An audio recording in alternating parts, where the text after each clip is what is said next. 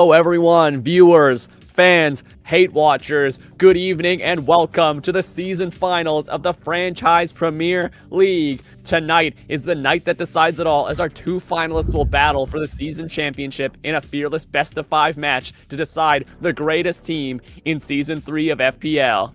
I'm one of your hosts, Kebin Dunk, on the play-by-play, and joining me is the one and only True on the color cast, and we are backed up by the legendary Shavam on production. In our playoff bracket, the quarterfinals were exceptionally one-sided with no winners of those matches dropping even a single game in their matches. In the semifinals, we saw battles, we saw bloodshed, and we even saw a Game 5 series that might be the greatest upset in this season so far. But in the end, only two teams remain to battle for the coveted title of Season 3 champion. From the team rocketing out of the Solari group, the team that upset the league favorites in a 5-game banger in that semi-finals match comprised of Psycho Ghost, I Fear Nobody, Defoe, Balmer, and Chime for All, it's the Astronauts. And facing them tonight will be a representative from the Lunari group, a team that rained down judgment on their playoff run opponents without breaking a sweat, comprised of King of Spades, Beg, JDK, Zig, and Magnum Buck. It's the one, the only Divine Ascension. These two teams showed their strength in every match so far, both in the regular season and the playoffs, and their fated battle for the cup is tonight. And while both teams had a very different path to prove their worthiness, in the end, there can only be one season winner. The Astronauts have built a damn fine spaceship so far to make it here, but Divine Ascension, true to their name, aren't content with stopping their ascent here. These two teams will have to bring their best League of Legends to the Rift if they want to win tonight, because they face some excellent competition. Fans of the FPL, we are back. Kebin Dunk, True, and Shavam bringing you the first game of the season finals between Divine Ascension and the Astronauts. We got Divine Ascension over on blue side, Astronauts on the red. Both teams raring to go. I'm hyped up for this, True, and I'm sure you are too with one of your favorite teams in here. I got a monologue a little bit slow or less because it looks like those teams are already looking for a level 1 play. A bit dangerous, but I'm excited to see where these teams go. Yeah, I mean, it's so rare to see level 1s nowadays just because of how fast the minions make it to the lane. Like, typically, maybe you see a little bit of trading here and there, but you aren't going to see a whole ton of damage being traded. And yeah, neither of these teams actually do really interact with one another. Taking a look at the setups for both of these teams, nothing too shocking either way. You do see Beg with the Phase Rush Scion, so wanting to make use of that extra movement speed in your death passive. Okay, early root onto Balmer does some decent damage, and yeah, this is exactly how you expect to go, and that's what you want to do, get that early prio with the Ashe Seraphine. It's looking good for them at the start as King of Spades, aggressive trade onto Psycho Ghost with that Face Breaker. I mean, this is a great matchup, I think, for the set. I'm surprised that it's Scion Jungle, but yeah, set into Zahan, one of the strongest early game top laners, into the weakest. I'm sure King of Spades is going to want to push that advantage. Yeah, I mean, like, with Zahen, you're kind of relying on being able to get up to that revive passive and also make it use of it very early on if you want to get a kill.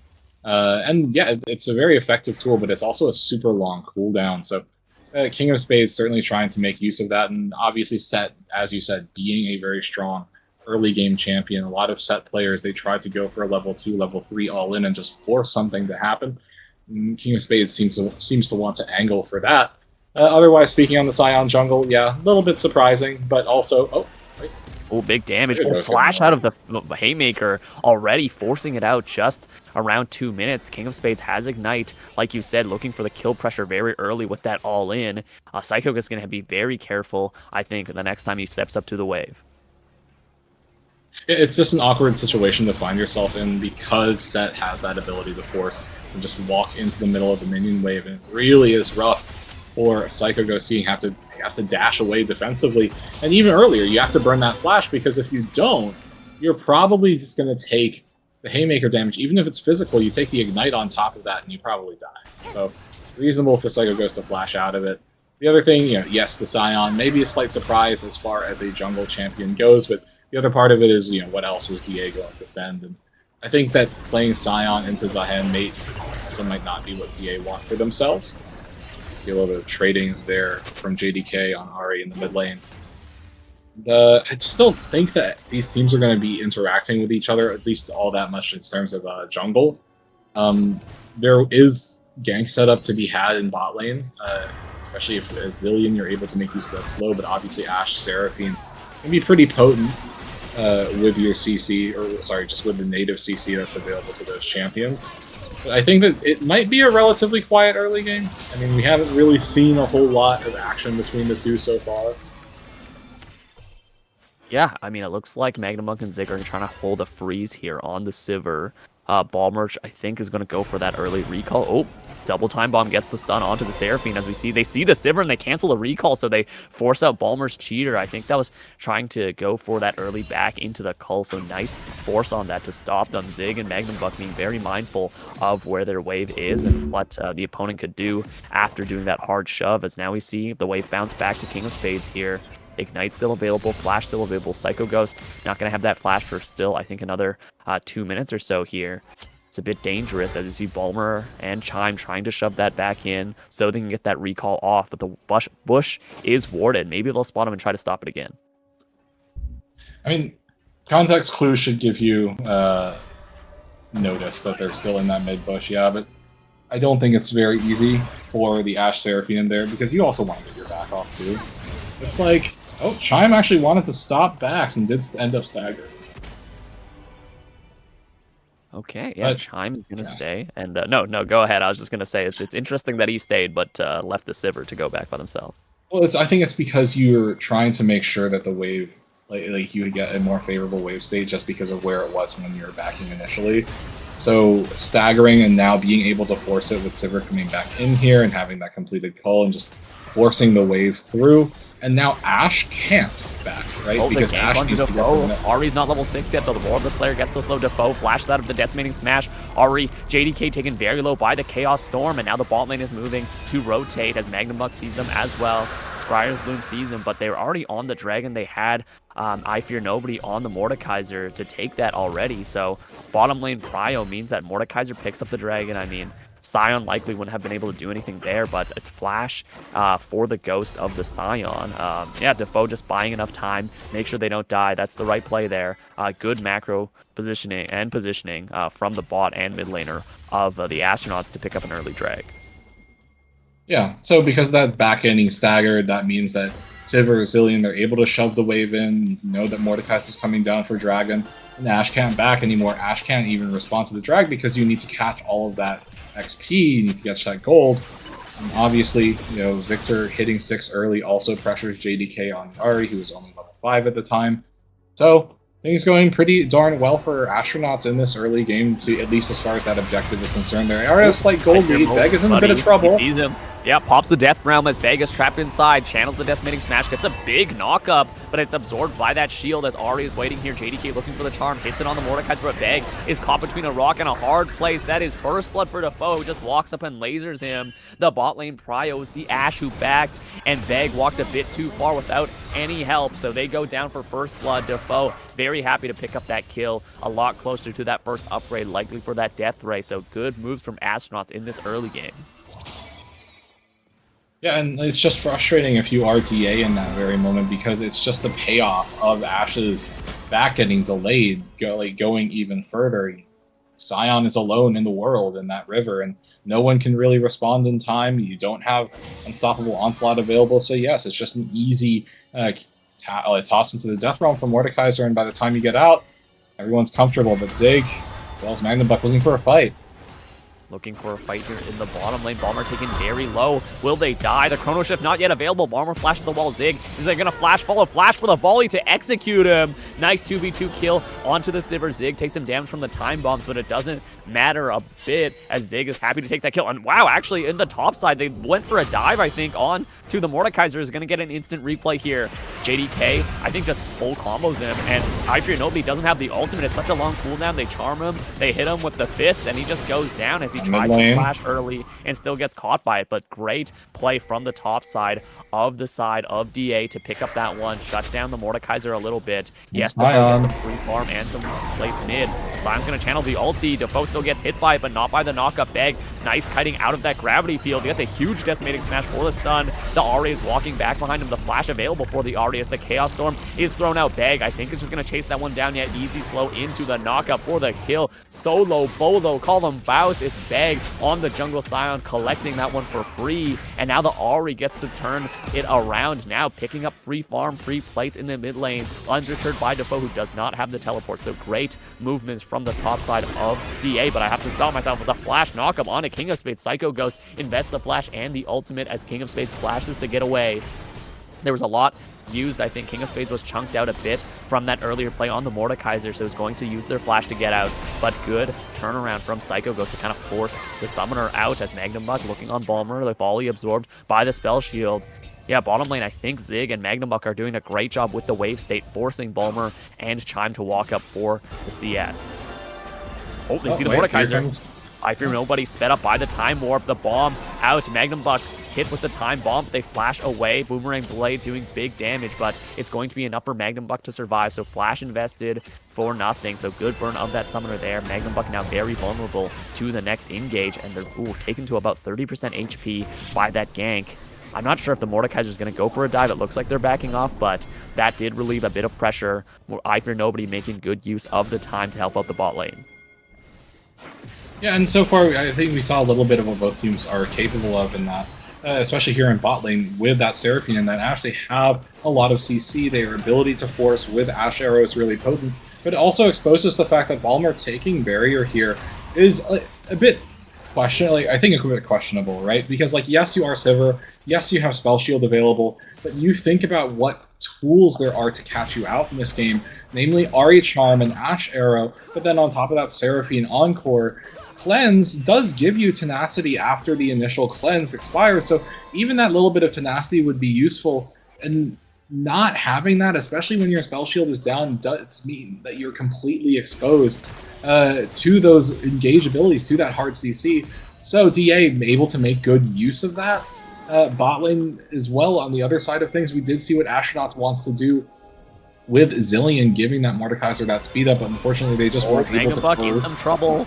Gets the speed on boost the hunt. On the shield, getting chased down by Defoe on the hunt used as well, but they can't catch up, so that was just the ultimate invested for nothing. Magnum Buck knowing to run away there. A good missing ping, I guess, from JDK to make sure they don't die. Magnum Buck didn't have flash, so if they got caught by any CC, that's likely a death for them. So good presence of mind to stay out of that, as Defoe's just going to drop away from mid for that play and is going to make it back. But ooh, Psycho Ghost getting aggressive. King of Spades, I think, is starting to lose on these trades as we see them approaching for this dragon. Double bomb hits onto the Seraphine. They get dragged back in by the Death's Grasp, and now Magnum Buck goes down, uses the Encore. An unstoppable onslaught goes in the wall, and I Fear Nobody drags Zig into the death realm, but there's not enough. Wait, he got the Chrono Shift right before he went in, so he's going to revive while in there. But a huge triple knockup from the Sion is huge. Beg just sweeps him up, and Ahri JDK knocks him down for a triple kill. This might be a quadra. What a beautiful knockup from the Sion. Oh my lord.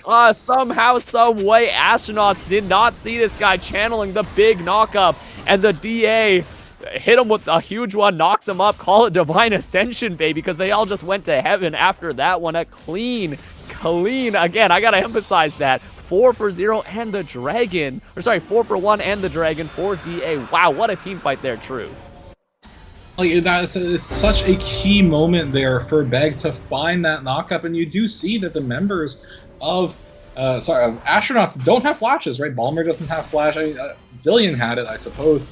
But at the end of the day, like, they just were completely caught off guard by that knockup. And there's the devastation from JDK's Spirit Rush, giving you so much mobility, able to finalize those kills. Top lane, a little bit dicey. Here, Magnum Buck looking for this. The Showstopper used on Psycho goes to invest. The Grim Deliverance heals back up a lot. King of Spades, can he get the face breaker for the stun?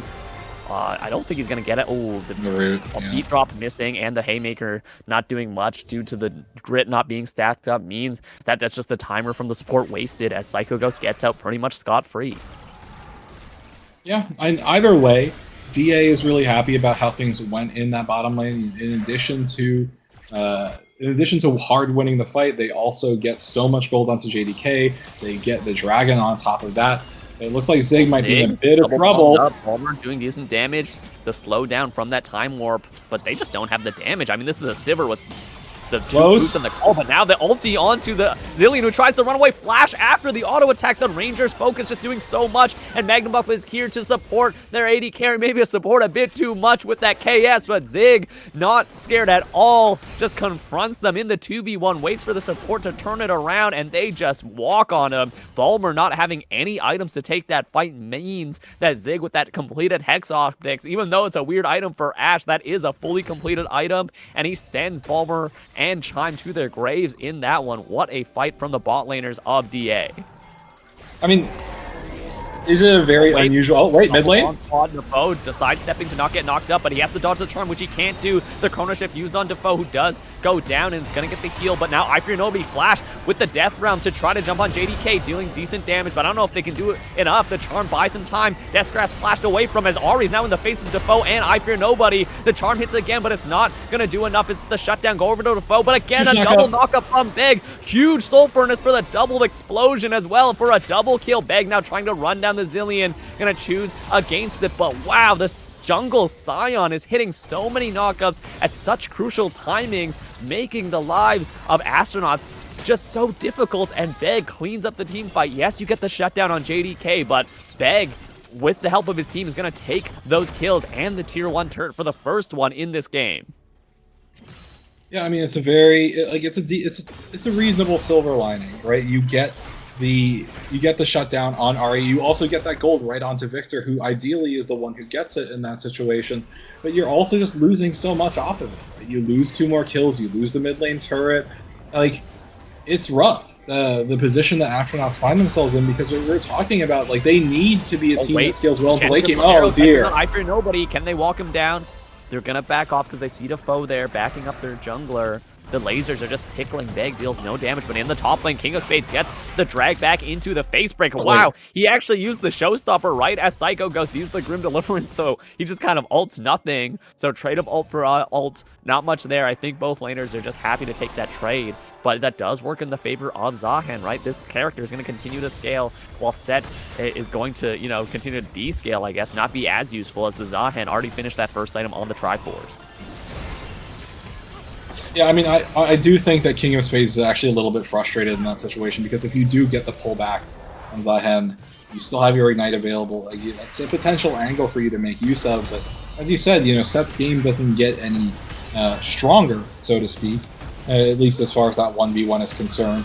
But it does seem as though astronauts, yes, they are at a pretty noticeable deficit, but they're not to be outdone. They're not giving up literally everything. They're angling for that Rift Herald. Looks like they should get it without any trouble. Yep. Scion is nearby. Now they're going for it. Walking with the Stridebreaker, drags in the Mordekaiser, who gets rooted up by the beat drop, taking so much damage, and then boom, a huge haymaker. The true damage knocks I Fear Nobody's head off, sending him to 0-4. Yes, astronauts pick up the Rift Herald, but I mean, King of Spades is happy to pick up that kill. Oh, Zig maybe walking down Psycho Ghost. Gravity Field is good for the zoning, but Psycho Ghost already flashed, so they were extremely scared of this bot lane duo. Magnabuck and Zig just kind of running the map, but Psycho Ghost gonna TP top to try to defend this turret. Is now in a 2v1, but doesn't know it's slowed up. Has the shield from the TP. Grim Deliverance to clear the wave as Bulmer is here to reinforce. Psycho Ghost doesn't have any sums now as Beg is here in position, dragged back by the dreaded return, but now he actually jumps in with the Oriate Rush and gets a huge knockup. Beg dealing so much damage. I thought this was a tank Scion, but he's just chunking them out. Psycho Ghost now isolated under this tier 2 or tier 1 turret, about half HP, doesn't have any stacks of cultivation, gets ulted by the Set, gets dragged in by the Ari and gets ignited for the kill. JDK and King of Spades set that one up beautifully. They slam dunk him for a kill on Psycho Ghost, and they get that tier 1 turret in the top lane. Yeah, I mean, DA, their comp is absolutely online right now. They're gonna be completely stronger in this mid game, especially with that early game advantage. They're able to secure, and it looks like astronauts, their plan is like, okay, well, if we're not going to be able to win fights, oh wait, all right, he said hi. That was certainly driving school, but now I Fear Nobody gets the speed up booking for the two carries, Charm. but he's so weak. He gets the cleanse, he drags back in Zig, Death Realm activated. I think this is surely a kill. Zig dodges the Obliterate, actually, and might be able to kite this out. He cannot. The shutdown goes to I Fear Nobody, who almost died, but he gets the Chrono Shift just in time. Balmer now landing the Chakrams onto Magnum Buck, but can't get the kill back. Call of the Hunt's not available, so in the end, it was a lot of summoners, it was a lot of ultimates used, but they do get that kill, the shutdown and on Zig, and I Fear Nobody gets some much-needed gold on this Mordekaiser. Yeah, and what I do want to compliment here, right? Yeah, okay, Beg should just walk this. Oh my God, he smited it away. But I do want to call out, or at least very least compliment. Wait, getting the ghost off. The gravity field already invested. Defoe has to flash away. Ari using the Spirit Rush hits the charm at a beautiful angle. Orbit Deception doing big damage. The electrocute as well. They just chase even deeper. Beg picks that one up. The reset on the Spirit Rush means that JDK gets out, and Beg is just soaking up so much damage. The Hollow Radiance making it worth an investment because the magic damage just tickling this guy. Beg with so many stacks of the Soul Furnace, so tanky with the magic resist, means they get that return kill, shutting down Defoe, setting him further behind. Yeah, I mean, Defoe is really having a rough game. I'd say equally so as I Fear Nobody, and even Balmer, right? Like like pretty much everybody on the all the carries, let's say, on Astronauts have really been struggling quite a bit. Even Psycho Ghost has kind of just been locked in lane for the longest time and hasn't really been able to transition out of it anywhere. Even though Zahen is supposed to be, scaling up, Zahen's supposed to have greater and greater impact. I do want to say, just to finish the thought I had early, Chime did rush a Mikhail's Crucible, and we did see that used effectively against the Ash. There's the arrow. Dodging the Enchanted Crystal arrow. Can they get out? They have the speed up, but just, wow, King of Spades is so fast. A nice Mega Blast Cone to keep Chime alive, but looked very dangerous because the set does so much damage with the help of the Ash and the Seraphine. They could just pop this Zillion. Even if he uses the Chrono Shift, it's still dangerous, but yeah, like you said, not going great for the Astronauts. Oh, flash away from the Death's Grasp. I Fear Nobody forcing that out of Magnum Buck. Nice angle on that. No, that was just, and I'm saying that's insane, not for none of the right reasons, right? Like, I Fear Nobody flashed over that bush, and let's say you do get the Seraphine, right? You get Seraphine's flash there, but I feel like as Mordekaiser, your flash is a bit more important than Seraphine's, and there was nothing that you can get off of that. Maybe a mid lane push. But either way, you go flash for flash. Now that isn't going to be up for the next dragon. I mean, Baron is up right now. So it kind of begs the question of, what was that? It was just shocking. I was like, why are we doing this? He wanted to really get that. You beg to question, but he really wanted to outdo Beg, I think. My only guess maybe is okay, I'll flash over into this bush. They're not going to see me. And maybe I'll walk on Ash or Seraphine, and if they try to CC me, I'll have Zillion use Mikhail's and cleanse me again. Maybe that, but that's such a wild thing to do when you're not really going to get a whole ton off of it. Oh, wait. Facebreaker into the Haymaker actually misses from Psycho Ghost, who's trying to walk down King of Spades, as King of Spades taking very low Oriate Rush, doing big damage. Psycho Ghost fully stacked on the passive. Q1 into Q2. Yeah. He turns that around. I thought fully that was in the favor of the set. Psycho Ghost looked like a coward flashing away from it, but I guess that was the Omega mind control to get him to get the kill, as it's going to be King of Spades just dying in a 1v1, as Psycho Ghost now actually very strong, trying to walk up on Beg and Magnum Buck. Beg doesn't have that much armor, but I Fear Nobody, I think, is wanting to call off this play. But Psycho Ghost, just a great 1v1. I genuinely thought after they flashed away, they're just like, yeah, I'm just going to die here. But they just wait for the set to overcommit and turn it around. What a great play from the top laner of the Astronauts to maybe have some more hope in this game, clawing back the deficit just a little with that shutdown.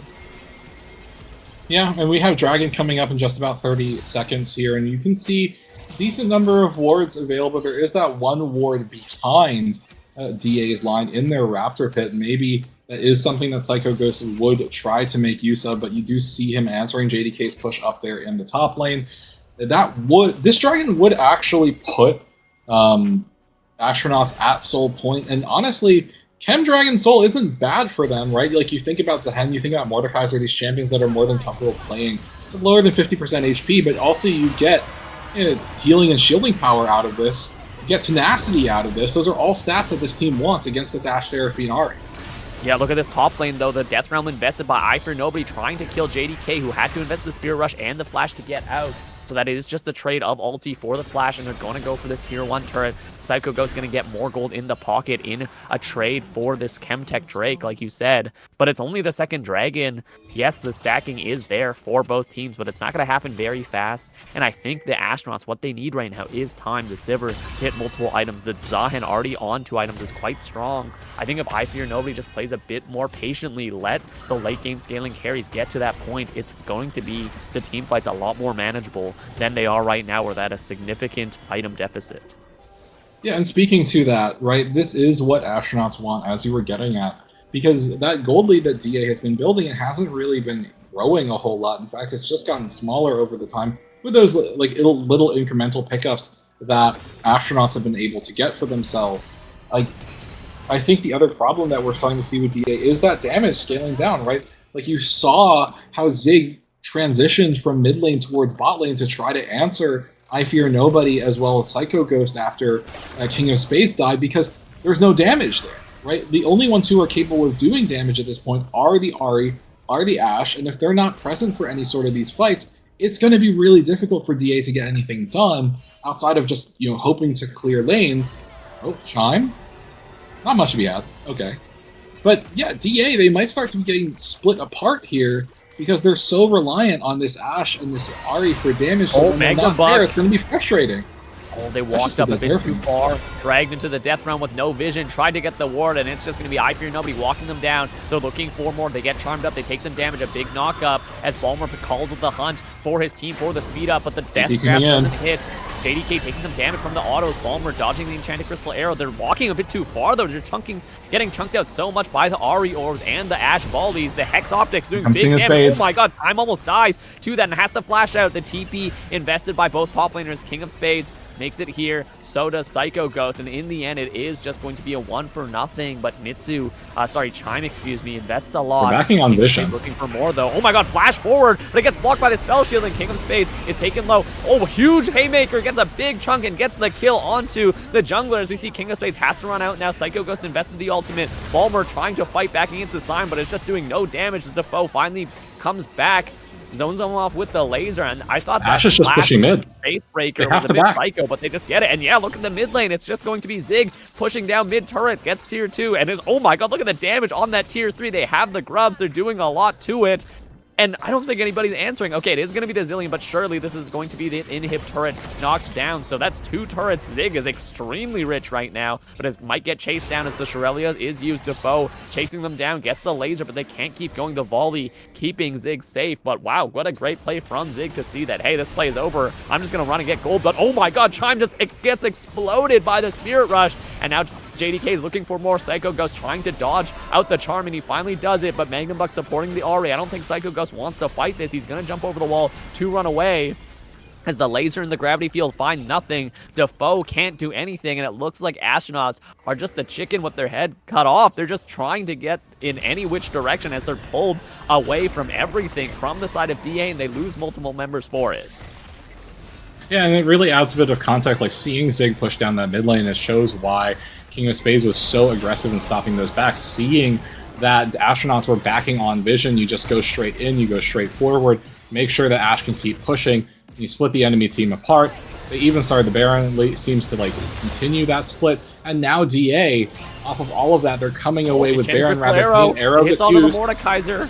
The gravity field is good for the zoning, but the ultimate from the Silence gets by Spell Shield. They're trying to fight this as I Fear Nobody gets the kill on Magnum, but look on the other side, Defoe goes down. Haymaker into Showstopper is big and kills I Fear Nobody. And on the back line, look at JDK again and again and again. A triple kill, I probably think for the second time this game. This Ahri is so damn powerful. We said that her damage wouldn't matter in the late game. Well, it still matters right now because it's not late enough. JDK cleans up the fight with the Spirit Rush after their team takes the Baron, and they're just going to run it down to the mid lane, take the inhib here. Can they get more? I think they're gonna play it safe. Like, there's definitely a possibility of, like, let's say, like, oh, let's all just force, let's try to end off of this, but Zillion would come up in time, Victor would almost certainly come up in time. So DA, they decide to hedge their bets. Let's take the mid lane inhib, let's take the bot lane inner turret, and then you try to make use of this Baron buff, right? You're still going to have it for the next dragon, which would put either team on Soul Point. And DA, they're certainly the team with the momentum at this point in time. You do see, I think that Zig could probably get back off right now. I don't think that there's a huge buy that the Ashe wants to go for. So probably just going to sit in River, wait for the rest of the team to get here so you can get that key Soul Point. But DA, I was only saying just a couple of minutes ago, right? Their lead wasn't ballooning, it wasn't growing, it was at 2K. And now, it's off of the past, like let's say 5 minutes, it's now 7K. They've gotten about 1,000 gold per minute just off of those huge plays. And Astronauts, knowing that they are just weaker, they can't contest, are going to give that Soul Point over to DA, and there's just going to have to hope they can sit back. I mean, like, you're comparing these two ADC's itemizations, and you see that Zig is going to be at 3.5 items roughly when he goes back and he buys. Meanwhile, Balmer has been completely shut out of the game, still sitting on 2.5. And that Victor, the one they're trying to get a bit more gold into, also down on itemization. JDK has 10 stacks on a Medjai's. Oh, there's the arrow again. Got it stunned up. They try to death round. They drag him back, as we see in a 1v1 against Beg. I don't even think Beg cares. He can probably sit in the passive. That must have been a mistake. Misclick, I think. On that ultimate, the play is over because both teams back it up. But it is, I think, a steal on the red buff and the Mordekaiser ulti down if they want to force the next play. Psycho Ghost in the side lane looking for King of Spades on the set as they're trying to scrap back. The knockup is good. The Haymaker after the Facebreaker is good. Psycho Ghost looking to stack up the passive as they finally get it. They get full stacks. They get ulted back in, but he has the revive. King of Spades trying to kill him, but I mean, the revive pops. Yes, that is a long cooldown, and King of Spades just going to walk away, but that is a bunch of key cooldowns used for the set. But I mean, he's just stalling time at this point. Look at the top lane. Tier 2 turret broken by DA, and they're going to look for more as we see the slow hit. Decimating Smash doesn't get anything as the gravity field is forced out.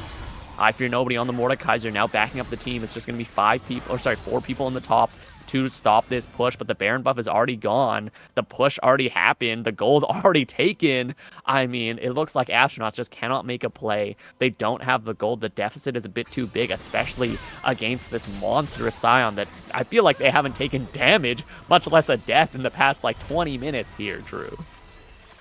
Yeah, and it feels like after the events that happened around that Baron pit and then subsequently losing the Baron, Astronauts are kind of floundering, right? They're kind of just running around, they're trying to turtle, they're trying to hold. They've sustained themselves through that initial Baron push, but now their base has been cracked open. They need time, they need to buy time somehow, and they're kind of stuck at the moment because DA, they are more enabled with the ownership of the map to just move together and as they want.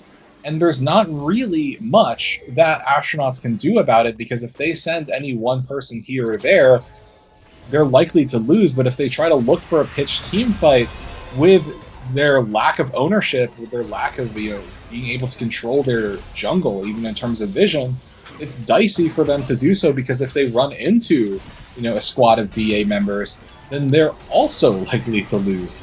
So Astronauts, they're in a bit of a catch-22 of situations here, where they're just trying to look for something, but like there's just not much to be found. Like they can't walk into the jungle, they can't get any wave control, so they're kind of just hoping for DA to make a mistake. Okay, and honestly, DA is going to let themselves keep getting pulled there by the Mordekaiser. Maybe that's the mistake. I'm just saying, he landed like 3 in a row just now. Dude, yeah, fool me once, shame on me. Was that the thing? No, they did it like 3 times. I think they fully fallen for the trick now. But yeah, like you said, can't even walk into their own jungle.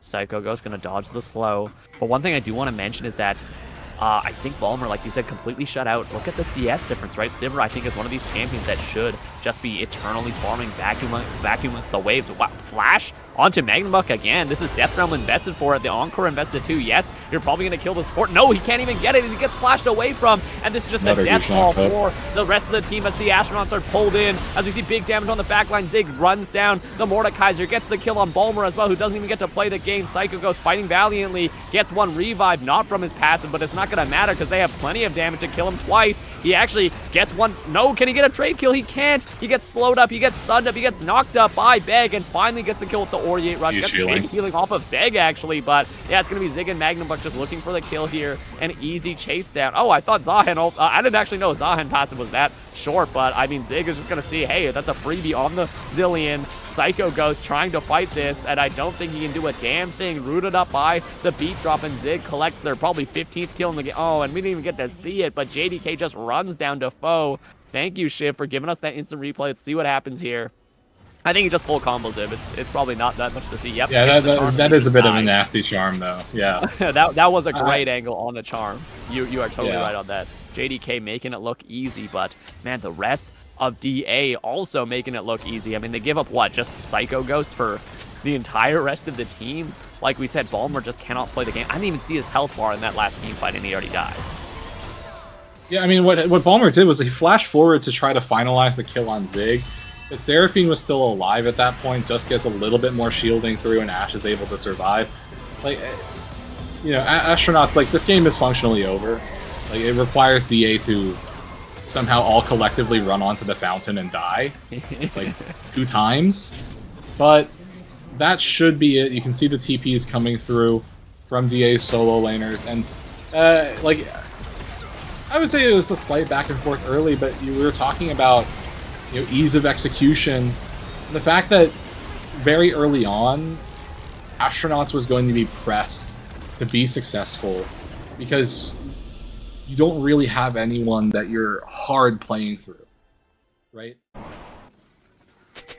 Hello, everyone. We are back with Game 2 of the season finals between Divine Ascension and the Astronauts. After the Astronauts got whooped by DA in that last game, they're looking to bring it back. Defoe on, I think, what we've seen before, a very powerful Aurora pick. And their mid-jungle's looking aggressive as they're already walking up. Twofold Hex hits 2. But I Fear Nobody already caught by the level 1 Braum, and he's stunned up by the concussive blows, and he's gonna die. It is dear. Not a great start for the Bear. He's going to get poached, and he is going to die there. But, man, I know you want to walk up for the aggression, but that is a level 1 Braum. You kind of have to be wary of it, and they don't read the wildlife signs, and damn, I Fear Nobody just gets eaten alive in his own jungle. Well, you know, walk into the jungle, walk on top of a snake, and, yeah, not a great time. But that being said, right, like, if you're DA, right, that means that your first kill went on to JDK. Cassio's certainly a champion that takes a little bit of time to scale, but getting first blood gold is certainly a good first step on that path forward. Like, as far as everyone's setup is concerned, nothing terribly surprising from anyone. Obviously, we talked about it before, but Malphite is going for that PTA build. Kind of interested to see what King of Spades is going to do here with this Alawi. The pick in lane, it can be so frustrating to play against Alawi just because you get the pull on the soul, you get your tentacle slammed down, and it's kind of oppressive, right? You are auto-shoving the lane for one, but if you are a champion like Ornn, and if you walk up, you just eat so much damage for free, and you kind of see that a little bit right there. But, yeah, I mean, like, I feel like DA... they want to have a strong laning phase with this Alawi, kind of similar to what they did with the set in game number 1. You were talking about before, Kevin, like, oh, well, we want Psycho Ghost. We want to see Psycho Ghost perform well, and Psycho Ghost did reasonably well in game number 1 with the Sehen, but Ornn is a different beast, right? Like, Ornn is a champion that wants to be, you know, grouped up with his team around the objectives. You're all, like, ideally, you don't have Ornn just trapped in the side lane the entire time. So I think that's something that Astronauts really need to keep in mind for this game around. You need to get your Ornn out, you need to get your Ornn grouped in order for your team to feel a bit more successful. Yep, like you said, Ornn is that team fighter. You can't just side lane like you did last game on the Zahen. I mean, I think he's playing quite well. Yes, he is about a wave down in farm, but I don't think he's missed XP. He's been doing a great job dodging the Test of Spirit and that Tentacle Smash. In the bot lane, though, we saw a cheater recall being performed by Balmer on the Jinx to pick up the Cull.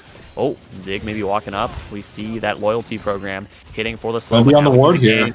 It's a very heavy wave. Can they fight into it? It's the flash stun from the Volibear, as it's going to be a flash away from Zig, and the heal invested, the shield, the stand behind Braum invested, keep Zig safe as well, blocking a lot of damage. So it's going to be flash for the flash and heal. The Volibear investing that summoner to get the stun, and then Zig investing the flash to get out of that, and Magnumbuck investing the heal as well. As, yeah, it's going to be a successful recall from Zig to go back and pick up the boots there. Magnumbuck doing a good job protecting the President to make sure the Back didn't get stopped. But I think so far, Bulmer and Chime are happy to take that trade because they are going to have that advantage on sums in that next fight if it is going to go to that, if they look for it. Yeah, absolutely. I mean, like I think the additional thing about that is, even though Zig burns Flash there and still gets alive, like you're okay with it going that way, just because before that Flash is up as Volibear, you will be level 6. Oh, Chime. Wait, Chime walking up too far forward here. They were kind of, caught forward. The handshake is good to disengage a little bit, but the concussive blows is going to stack on him. He's taken so low by Zig's autos. I think a Void Seeker, if it wasn't used earlier, probably could have killed him. But wow, yeah, Chime just making a pretty key, I think, positioning mistake to walk up like that and just reveal himself. Walking into the Braum autos is not what you want to see. As on the top side, Psycho goes trading a bit with King of Spades. Again, about down a wave, taking some damage, but I don't think they're that miffed about it because, yeah, like you said, Alawi is just one of those champions that just needs gold and time to get going, and Ornn is just happy to play the neutral as I Fear Nobody looking for the gank. Is the Sky Splitter going to hit for the slow? It does. The stun actually times out before it as King of Spades is going to get another Test of Spirit and is chunking out the Ornn, and now JDK is here on the roam. The miasma is good. Can I Fear Nobody get out? He's chunked out so low, and oh my god, JDK, I guess the snake again eats the polar bear. I'm not sure how biology works or how the natural predator works of the polar bear, but it seems like JDK on the King Cobra Casio is going to lock down that for the kill. Yeah, I mean, like, it's... You don't... I feel like maybe that's just a question of, like, did Aurora call the MIA? I mean, I do see the pings. Actually, no, wait, I don't see any pings from Aurora, like, calling out Casio, so maybe that was just a communication error, but JDK able to get that second kill. Both kills going onto the Casio there feels great. Like we said it once, we're going to say it like 3 times now. You want that Casio scaled up, and you getting all that early gold is a great way forward for it. Bot lane here. Nice job from that handshake of Chime to disengage Beg. Couldn't really get up for the damage due to the handshake, getting the knockback and the stun.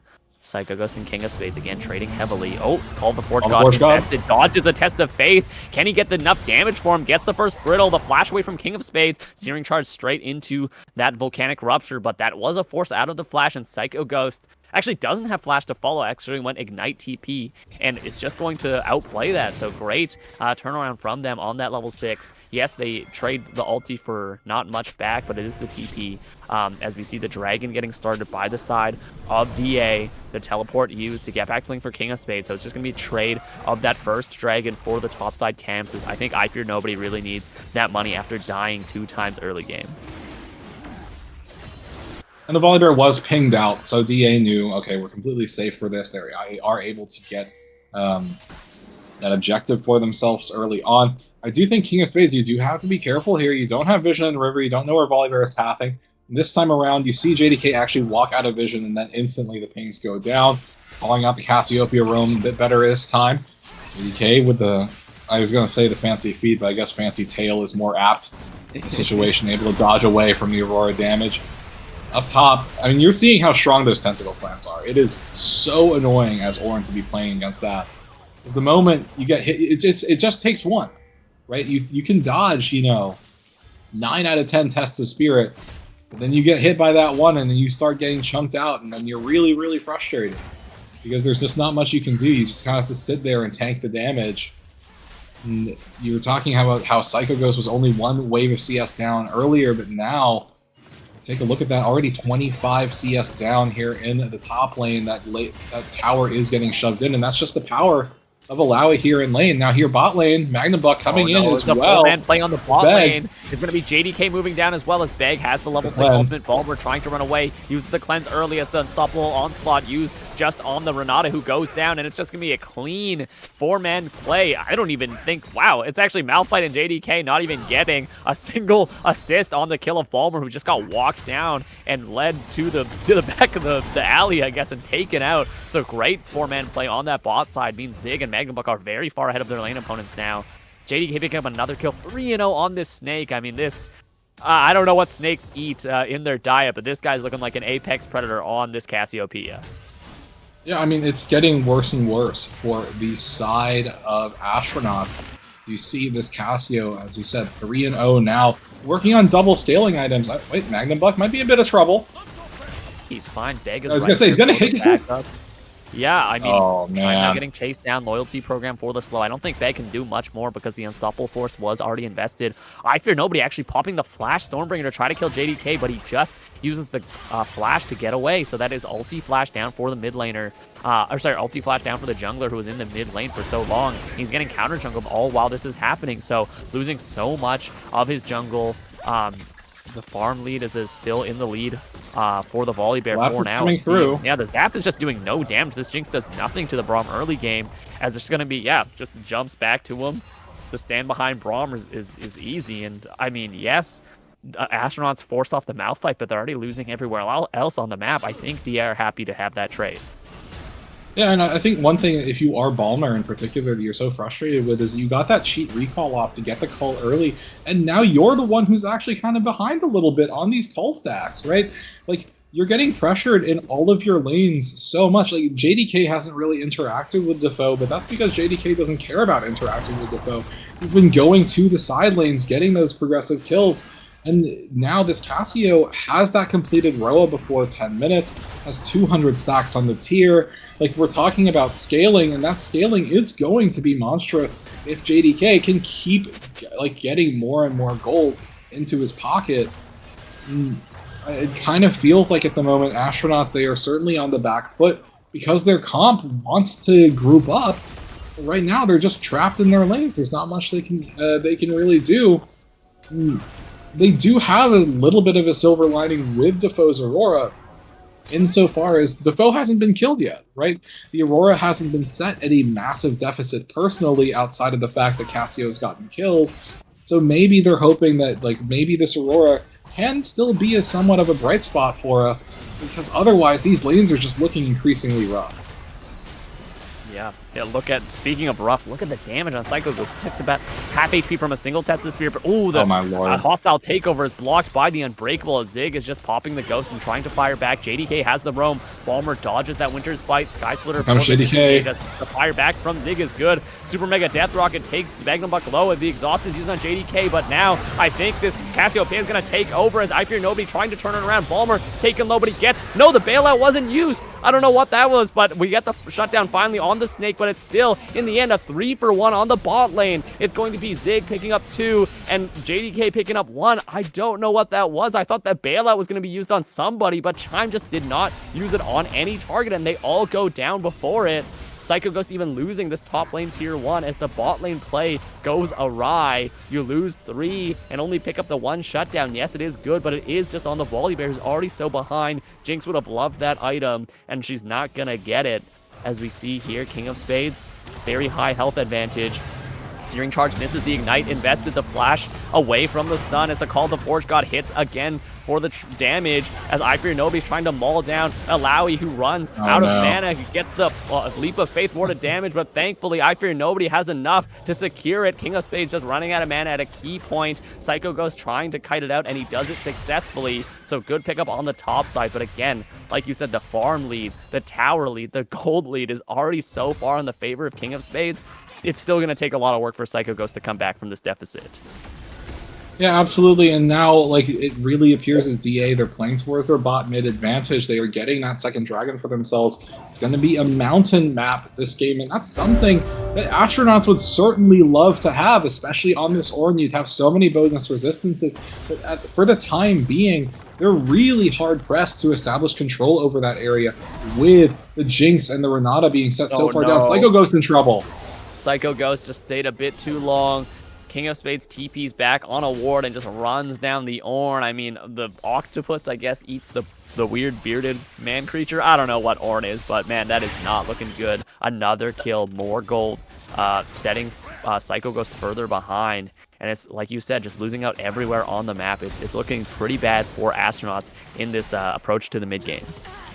Yeah, and it feels like Astronauts, they desperately want to get Jinx some sort of gold. They've had I Fear Nobody come down here so many times, but you look at the vision coverage for DA, and it spots out the Aurora, it spots out, strictly speaking, the Volibear as well. So there's really nothing that DA have to be worried about because they're so relatively safe. And as I say that, Magnum Muck might be in a little bit of trouble. He's able to walk it out, though. I don't think he's in trouble at all, as we just see, again, King of Spades is beating down on this Ornn. The Alawi counterpick is so effective. Look at this. He just can't do a damn thing. That's half HP from a single ability. Yeah, that doesn't seem fair, as we see another, oh my god, another jump forward for the damage, as the Alawi just teaching him a harsh lesson of not to pick early. Oh, dear. You see Defoe jumped on by the Malphite ulti. The Petrifying Gaze doesn't stun, but it doesn't matter as the snake eats the rabbit. Now in the top side, King of Spades doing so much damage to this spirit. I mean, maybe if Psycho Ghost doesn't dodge, he could die here to the tentacles. I fear nobody trying to clear this wave as JDK is just farming damage off of him, getting the numbers higher and higher for that post-game screen, I think, that is coming, as Call of the Forge invested on King of Spades. He doesn't have Flash. Stormbringer invested as well, Test of Spirit, but it's going to be a huge leap of faith as well. But oh my god, they actually, whoa, I didn't even see his health bar. Thankfully, they still get one back somehow, some way. Chime does donate the kill over to I Fear Nobody. Again, the bailout wasn't used on the Volibear, and he just explodes, right? That was the leap of faith. That was the slam down on the Volibear, and he just instantly gets executed by King of Spades on Alawi, who's a monster in this top lane. Okay, playing devil's advocate a little bit, I don't think Chime expected his Volibear to evaporate into the thin air in that very moment. Okay, like in bot lane, you know what happened was that Chime created space because he got hit by the miasma, walked away, and then saw that Jinx was getting aggressed on, was like, oh, I gotta press bailout, and then Jinx died. And then it's like, oh crap, I gotta press bailout on Volibear now, and then Volibear dies. It's like, well, I can't use bailout if my team is dead. So that's what happened. They're actually fighting over this as Beg secures the Rip Herald. Zig getting run down by the Volibear, but he doesn't have ulti. Zig is kiting it out, doing so much damage as Psycho Ghost turns it around. Balmer trying to stack the stun after Zig goes in too deep as the shutdown going over to the Volibear. Psycho Ghost looking for the Searing Charge. The Sky Splitter hits. King of Spades has no ultimate as we see Balmer trying to get the damage off. It's a huge knockup from the Malphite, but he's exhausted. He can't do enough. Test of Spirit into the Leap of Faith actually activated, but the Alawi goes down. Psycho Ghost and the Volibear take it down. The Bash brothers get the kill, and now Balmer is fully excited now, trying to chase down Beg, who's on that support item Econ. He heals up a bit from the fruit. Balmer has no more mana from using so many rockets as Psycho Ghost is trying to turn this around. Can they get the kill on the Malphite? No, it's going to be Psycho Ghost just walking into the death, and Beg is just going to walk down Balmer, and he doesn't even die for it. He dances on their corpses as the Beg just makes them beg for it. He just claps them into the ground. What a fight. We thought maybe Balmer could turn around, but he just doesn't have the damage. Psycho Ghost runs into the Malphite and just instantly dies. And then at the end there, yeah, Balmer just couldn't do a damn thing against this full armor Malphite. Look, he's already got 2 items completed. Look at how much armor this man has. My lord, if DA doesn't have a lead in that moment, right? That is a fantastic victory for Astronauts, but because DA, they are at an objective lead, even with Ziggs, kind of like, oh wait, a flash wave from Zig. Now they're jumping onto the bomb as I Fear Nobody fully stacks up the lethal tempo. Oh no, wait, the handshake actually was backwards. It sent Magnum up back towards his team, so he's gonna get out scot-free, and now the Alawi is chasing after TPing, misses the Test of Spirit. The I Fear Nobody on the Volibear manages to run away. Defoe collapsing as well, but it's not going to be any place for them here. Test of Spirit hitting the Ornn, direct back in by the handshake, but it's a huge leap of faith again. They're chunking out the Ornn Spirit. Thankfully, I mean, it wasn't such a mega ultimate from the Alawi, but she's just so strong, has so much CDR, I don't think she really cares. Test of Spirit now hitting the Aurora. This squid is eating every piece of wildlife on the enemy team. It's a double knockup from the Malphite, and now Balmer's taken low. He's going to get killed out here. Bailout is activated, but it's not enough, as on the front line, Psycho Ghost evaporates to the snake. I Fear Nobody just making it late to the party, and it's going to be a 3v5. DA are looking to run over this game even faster than game 1. It is looking dire for the side of the Astronauts. Yeah, I mean, it really feels like Astronauts, there's just not anything they can really rely on at the moment. And now DA, they're getting further and further ahead, almost at a 9k gold lead before the 20-minute mark at this point. And at a certain point, they're just going to start smacking Astronauts with their wallets. They're kind of able to do it just then and there. They're just able to force under the tower. Now they're already at a very early soul point, 18 minutes into the game. And Astronauts, they are just left wondering, like, what can we do in this game? Like, the only person who's gotten a reasonable, like, not even a reasonable, like, the only person who's really gotten gold on the side of Astronauts is I Fear Nobody, you know, with 5 kills on the Volibear. Sure, great, awesome. You have Dusk and Dawn, you have Navori Quickblade, and no one else on your team can really do anything. And also, you're rather squishy as this volley bear. So you're just kind of just left with nothing to do. Like, they can't really consistently kill anyone on the side of DA outside of King of Spades, but King of Spades has been trading even. And, like, Astronauts, they're starting to run into the same problem where it's like, yes, our scaling is great, but we have nothing in the early to mid game to get us there. Like, we didn't facilitate the Aurora. We didn't, like we lost out in top lane. We didn't do anything in bot lane to keep the Jinx safe or really snowball the champion. So now we have nothing and no one to play through, and we've lost the map entirely. And so, yeah, they're at a horrible, horrible deficit here. And I'm not really sure if this is something they can crawl out of, because if DA is able to secure Soul for themselves in, 3 minutes, 45 seconds or so, they're kind of insurmountable. Like, the other thing I did want to say here is, like, in lane, like, Psycho Ghost, you took so much damage from this Alawi because, yes, a lot of Alawi's damage is primarily physical, with the Tentacle Slams. Souls are auto attacks as well. But the other part of it is that Test of Spirit, when you pull the Soul's translated damage is actually magic. So all of that stuff that Psycho Ghost has built, kind of meaningless if you get your Spirit pulled. The other thing I will say here... Sorry, the other thing I will say here is that... Oh, go ahead. This bear might be getting on the extinct list, as we see, trying to fight back. Oh, Zig getting the first flank down from by the Aurora. But he used the Killer Instinct. A huge hostile takeover into the Call of the Forge God is a big wombo combo, but I don't think they have the damage. Bag taken low. Can they get the reset? He goes down to the Jinx as I Fear Nobody somehow still alive. They need to kill JDK if they want to win this fight, as everyone got caught in the wombo combo. It was a 5v4, and that's how they turned around. The slow hits the snake. JDK slowed up again by the bearing, has to flash out. But now we see on the other side, I Fear Nobody's going for the flank. Zig doesn't have ulti, doesn't have flash. As Magnox taking the flash into the stun onto JDK. Can the bear kill this snake, as it's going to be a trade? The Kaisa goes down for the Ornn, but still, it's going to be Balmer picking up one kill. It's a shutdown onto JDK, and another one goes over to the volley bear. Yes, they lose their base. Yes, they lose their top laner, but that is exactly what you need to see from the Astronauts if they want any hope in coming back in this game. And now, King of Spades still looking for this turret. Maybe stayed a bit too long. Chime is here for the fight to back up their support, or sorry, their top laner. And this is just going to be a TP on the Baron. They know that they're going for it, and Beg is there. King of Spades can easily 2v2 this. There's no ultimates up. Dodge of the Test of Spirit. The Leap of Faith is used as I Fear Nobody's trying to kite away from this. So nice kite away. Burns this ulti, and the TP from the Alawi means that no more of the Astronauts will go into the vacuum of the deep, cold space. But thankfully, they peel off that Baron and they win that team fight. And somehow, some way, they get the kills on the key carries. That is multiple shutdowns. I think they went over to I Fear Nobody, but still, Balmer did get some gold on that, which is exactly what you need in this late game. Maybe there's just a spark of hope for the side of the Astronauts, as maybe the foe's just a bit too excited and pops the ultimate. A bit of a misplay there, I think. Yeah, certainly miscoordination, and what we saw in that very moment for how effective that fight was for Astronauts is what I was talking about with Magnum Buck. DA is so reliant on this Braum being able to use Unbreakable that if it isn't available in a key moment, you're going to see Call the Forge God come through, you're going to see Hostile Takeover come through, and that can be to devastating effect.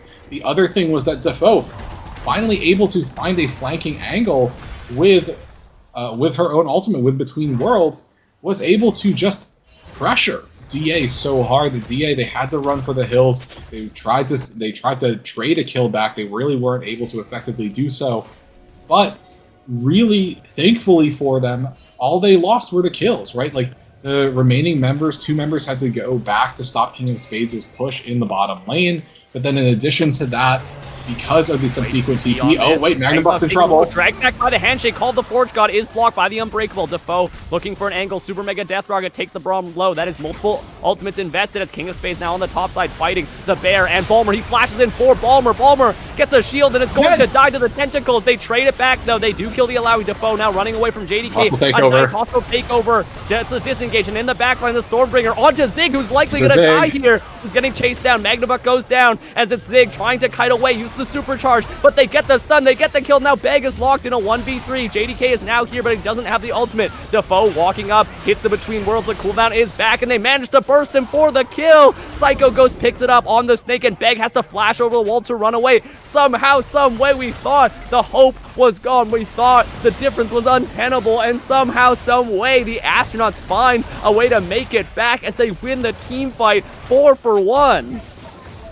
Yeah, and they're doing everything they can to make sure Beg can't walk in. Beg is actually doing big damage to the Aurora, though. Defoe has to keep his distance. They're continuing on the Baron. They have to take this quick. They're spending too much time. The DPS is so low, there's no Jinx. Yeah, there's no Jinx. It's taking so long to kill the Baron as Beg still has the smite. Doesn't have ulti or flash to get over, though. I don't know if they know that. They have to kill this faster. I don't know where the Jinx is going, but he's not going for the Baron. It's already on a quarter time. Like, they might look for it. Yeah, Super Mega Death Rocket forces out Beg. The ulti's coming up soon. I don't know if they can get it fast enough. They can. Thankfully, the DPS was slow, but they managed to do it now. Ooh, a nice handshake sending away the Alawi, who's doing damage to that Test of Spirit. And in the ball... Wait, what? Zig just 1v1'd Balmer, and they just got the kill on him. That was just an overstep from Balmer on the Jinx, and that's going to be Mountain Soul for the side of Divine Ascension because they trade Dragon for it. I think we might get a replay here, but yeah, I mean, it's just a replay of Zig on top of Balmer's course, but let's see what happens here. Balmer just walks up, has no visions, tries to start Dragon, it just gets run down. I mean, ambitious play, I think, to try to solo that, knowing the entire side of DA is back up, and they're going to lose Mountain Soul for that, but they do pick up the Baron in that trade. Like, interestingly enough, I think both ADCs actually had the same thought of, okay, the rest of my team is going towards Baron Pit. I'm the DPS. I should just go towards Dragon, get this started up. And Balmer is like, okay, we're going to have Baron buff. Like, my team should get the enhanced backs. They should be able to redeploy. There aren't any TPs available, so it was a bit of a foolhardy approach, especially running into Zig in that very moment because the Kai'Sa still very, very strong, able to just walk up to the Jinx, get the kill. But things are going a lot better for astronauts now than they were, you know, just several minutes ago. They've had 2 team fight wins. They were able to get the Baron, so they're much happier with the pace of things at the very moment. If they can keep having that success in those fights, then DA is going to be hard pressured, even with this soul now, to close out the game. Yeah, one thing I do want to mention, though, is look at the itemization. That is still 3 items on JDK's Cassio to only 2 on Defoe, who's kind of been stuck there for a while, who hasn't been able to pick up the kills. Yes, I Fear Nobody is, you know, has those big expensive items, but like we said, the Volibear is starting to fall off at this point, and the Malphite is still extremely effective. One thing I do want to mention, you know, as an AD carry main, is Balmer's going for that, what's it called? The Runon's Hurricane, but now I gotta stop myself because JDK's running down Psycho Ghost, called the Fort God of actually in a bit of trouble. Petrifying Gaze as well, as JDK is going to walk back, and it's going to be the knock-up into the kill onto Psycho Ghost. Yes, he picks up the turret and the bounty, but the 3 members get the kill on him as the mid lane siege tries to go for it. I think King of Spades and Zig have enough wave clear, and I Fear Nobody has to run away from Magnum Buck, or he's in danger of getting slowed down and chased down. But to finish my thought, Balmer, as an AD carry, I don't think you really want to go for anything that's not LDR here, because you really need to kill through King of Spades and Beg, because they're stacking so much armor and health. If you don't have enough armor pen, you're never going to kill anyone. Wow, I Fear Nobody actually going for this? Defoe is in position, but King of Spades is here, hits the rabbit. The big, harsh lesson, but thankfully, I think, for the side of the astronauts, they're going to back off this and not lose any members. They still have the Baron buff. It's just fighting through this Mountain Soul, and you're buying the Runads I don't think is an effective buy right now. Yeah, I'd agree with you, but you do see that Runan's completed for Balmer. Oh, no. Like, I understand, like, you're trying to make use of the fact that Jinx has a longer range, and the majority of DA's composition is short range, right? You see, like, 3 melees between Alawi, Malphite, and Braum. You see Cassio and Kai'Sa, who are mid-range, like, carries, functionally speaking. So you think, okay, well, as Jinx, I can make use of my rockets, I can make use of my attack speed with that Runons really effectively, and maybe I can delay the armor just because the armor stacking isn't really there for anyone but the Malphite. So perhaps that's the thought that Balmer has coming through. And really, the Jinx only gets stronger. Like, absolutely, I do agree with you. Like, delaying your armor pen into the Malphite is going to feel, like, kind of bad. But I think that Balmer is just banking on the fact that you have this Renata, you have Ornn as well as Volibear to just be that front line for you to be able to use that Runons effectively. Yeah, I do agree with that. Like, yes, it is mostly melees, but at this point, they have Mountain Soul, and they have a Malphite, and they have an Alawi that's starting to build armor. Like, you kind of have to get the armor pen, or you're just tickling them at this point.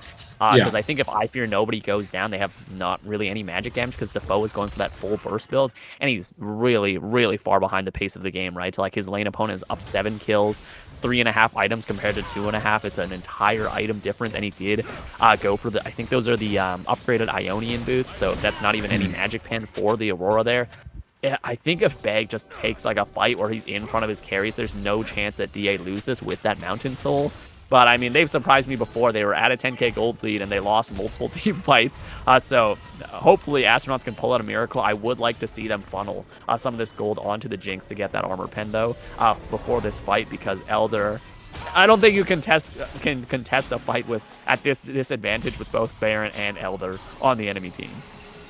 I mean, I understand what you're saying, and like, I will like say, even though we have this visual about 6k gold lead in the favor of DA, the actual gold lead is different. Like, certainly because of the bonus stats from Dragons, it should be higher for DA, but the other side of it is those Ornn items, right? Like, you do see that most of Ornn's team, most of Astronauts do have their upgrades. The only exception to that is Chime on this Renata. So it's actually a lot closer in terms of gold than you might think, because each of those items has roughly 1,000 gold value, so it's actually closer to like 1k gold difference, which at this point in the game is not actually all that huge.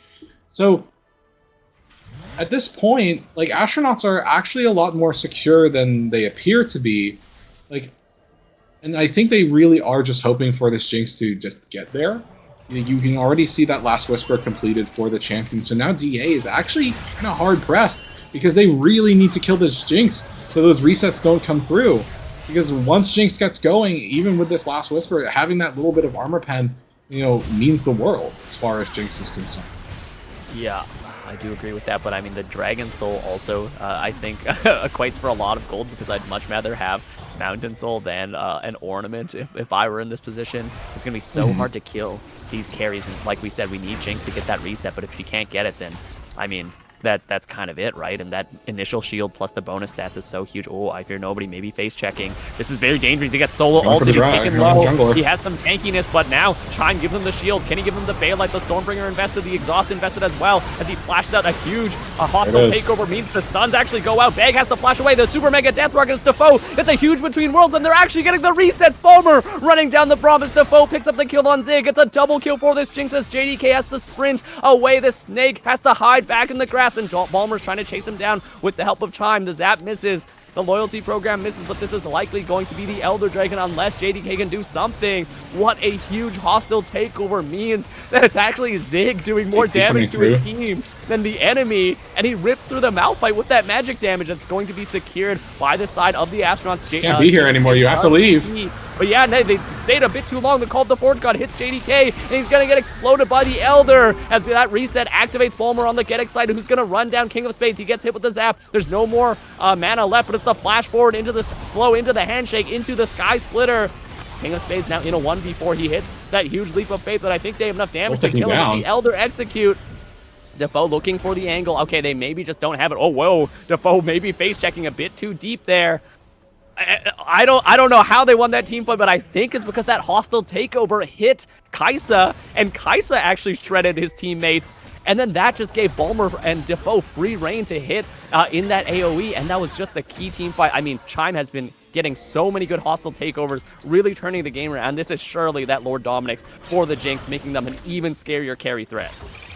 Yeah, I mean, for as fair as it is to praise Chime for finding the opportunity to land this hostile takeover, like, what I find so egregious consistently in these lost fights for the side of DA is that Magnum Buck is not holding Unbreakable. He's using it just randomly, which is so frustrating to watch because it's such a potent tool. You need to use that Unbreakable to stop the hostile takeover. There is nothing other than Ornn ult that you need to use it for, and at this point, the hostile takeover has a greater team fight impact than the Call of the Forge God, and you need to use it to make sure your team doesn't kill each other. And consistently in these fights, Magnum Buck isn't using it to stop the Renata ult. So of course, the Astronaut starts winning harder and harder because they're not stopping one of the most important abilities in the game.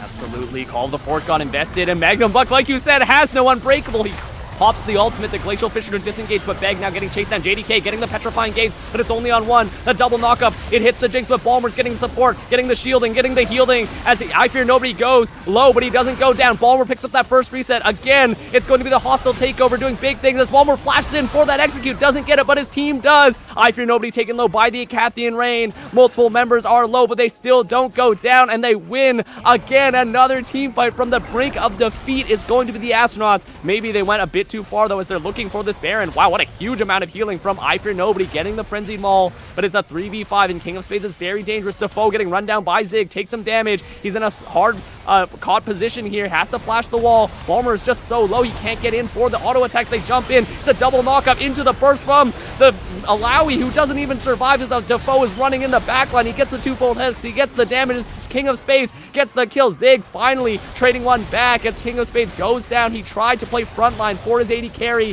who does end up surviving, but it's going to be the Octopus getting eaten by the Polar Bear. And what a a fight on two ends, because it's JDK, or sorry, not JDK, but Zig trying to fight back in that 1v1. And then on the other side, it's King of Spades in that 1v3, and somehow, some way, they get one back, but that's Baron. The gold lead is completely evaporated. Yes, their base and the top side is gone, but that's Baron. That is Elder that they stopped, and they are actually at a gold lead for the first time this game here, True. Like you said, Divine Ascension have the ability to pull out defeat from the jaws of victory, and Astronauts are capitalizing on that fact. Yeah, I mean, like I said, it's so frustrating to see this happen so consistently with the Braum pick, and it's what I identified in Champion Select is might be the reason why DA lose. If Braum doesn't block Renata ult, if Braum doesn't block Call of the Forge God, and in that last team fight, Braum used Unbreakable twice and blocked neither ability. It's mind-boggling as to why this is happening, because it's one of two things that you need to block, right? And if you're experiencing this in game, you see your team ripping each other apart or being forced to just wheel back entirely because of the Renata ult, and then you're just consistently not blocking it over and over and over again, and it's just inting these team fights. It's so hard to watch, because there's only one thing you need to do, and you're not doing it. But now DA, they are definitively on the back foot. That, I think the gold value from Mountain Soul is kind of not relevant at this point, because the Jinx's damage is there. Aurora is still being hyper disruptive, and now DA, they can't even split push effectively because you're playing into Baron buff. You have to play for the Elder at this point. And I think that this next fight is probably DA's last chance to look for a victory situation for themselves, because they have just lost fight after fight after fight. Yeah, absolutely. Oh my gosh, Defoe is starting to hurt now with that full combo into the electrocute. Beg and JDK have to find a huge, I think, team fight combo, because Chime has just been getting the better of them with that. Beg walking up, maybe looking for something. They do have flash, but Balmer doesn't, so maybe there's a chance here. I mean, I think if Chime just hits the bailout onto Balmer, that's just going to be a team fight win. But now, Elder in 30 seconds, both teams scoping for this mid-wave. Psycho goes dashing in, though, taking a big chunk, but Beg is doing his best to play bodyguard as we see King of Spades chunking up this Spirit. Psycho goes to about 60 HP, taken very low. As we see, yeah, both teams are just going to chill here. I mean, the Born does have TP, does have that empowered recall. Beg getting stunned up. Both teams are tense. I'm feeling tense from just watching them, as it's going to be mid-lane conceded over to DA as they get Cryo for this Elder Dragon. Wait, looks like a TP coming through. Oh, Psycho no, Ghost looking for a flag. Spotted. Psycho Ghost dashes out. Good dodge of that Test of Spirit. I Fear Nobody getting the stun, getting stunned up by the Miasma. A huge Between Worlds gets a chunk on many members. Oh, Defoe just breaking the ankles. You see the Stormbringer in, the Glacial Fissure to disengage, and nothing is blocked. Let's see King of Spades getting a huge 5-man ultimate, but in the backline, I Fear Nobody actually goes down. Zig goes down, gets the kill as Chime goes down to King of Spades. Defoe goes to, actually doesn't get anything as Bulmer goes down to the kills too. What was that team fight? They just let everything happen in the favor of DA as Defoe's trying to run away and he just can't do a damn thing. Zig runs him down with the killer instinct, with the flash, with the ghost, and they just pick up a 5-for-0 clean sweep in that fight. DA looked like they threw the game. It looked like they gave up the win when they had it, but somehow, someway, Astronauts give it up harder. And what was a very confusing game too. It's going to be DA giving up the win and clawing it back out of their own hands to take it to 2-0 and match point in this series. Hello, fans of the FPL, or maybe hate watchers of either of these two teams. Kevin Dunk, True, and Shivam back on it again as we jump straight into Game 3, possibly the last game of our season. It's going to be the Astronauts trying to claw back from a 2-0 deficit in this series, and I think DF just happy to try and close it out. So looking for an early game run down with the Dr. Mundo warding the, but it's spotted by the ward. Good wards from the side of the Astronauts, who, you know, I think their level 1s haven't been great this series, so good spot from them. And I Fear Nobody actually going for an early invade on this Mundo after spotting him on that bot side.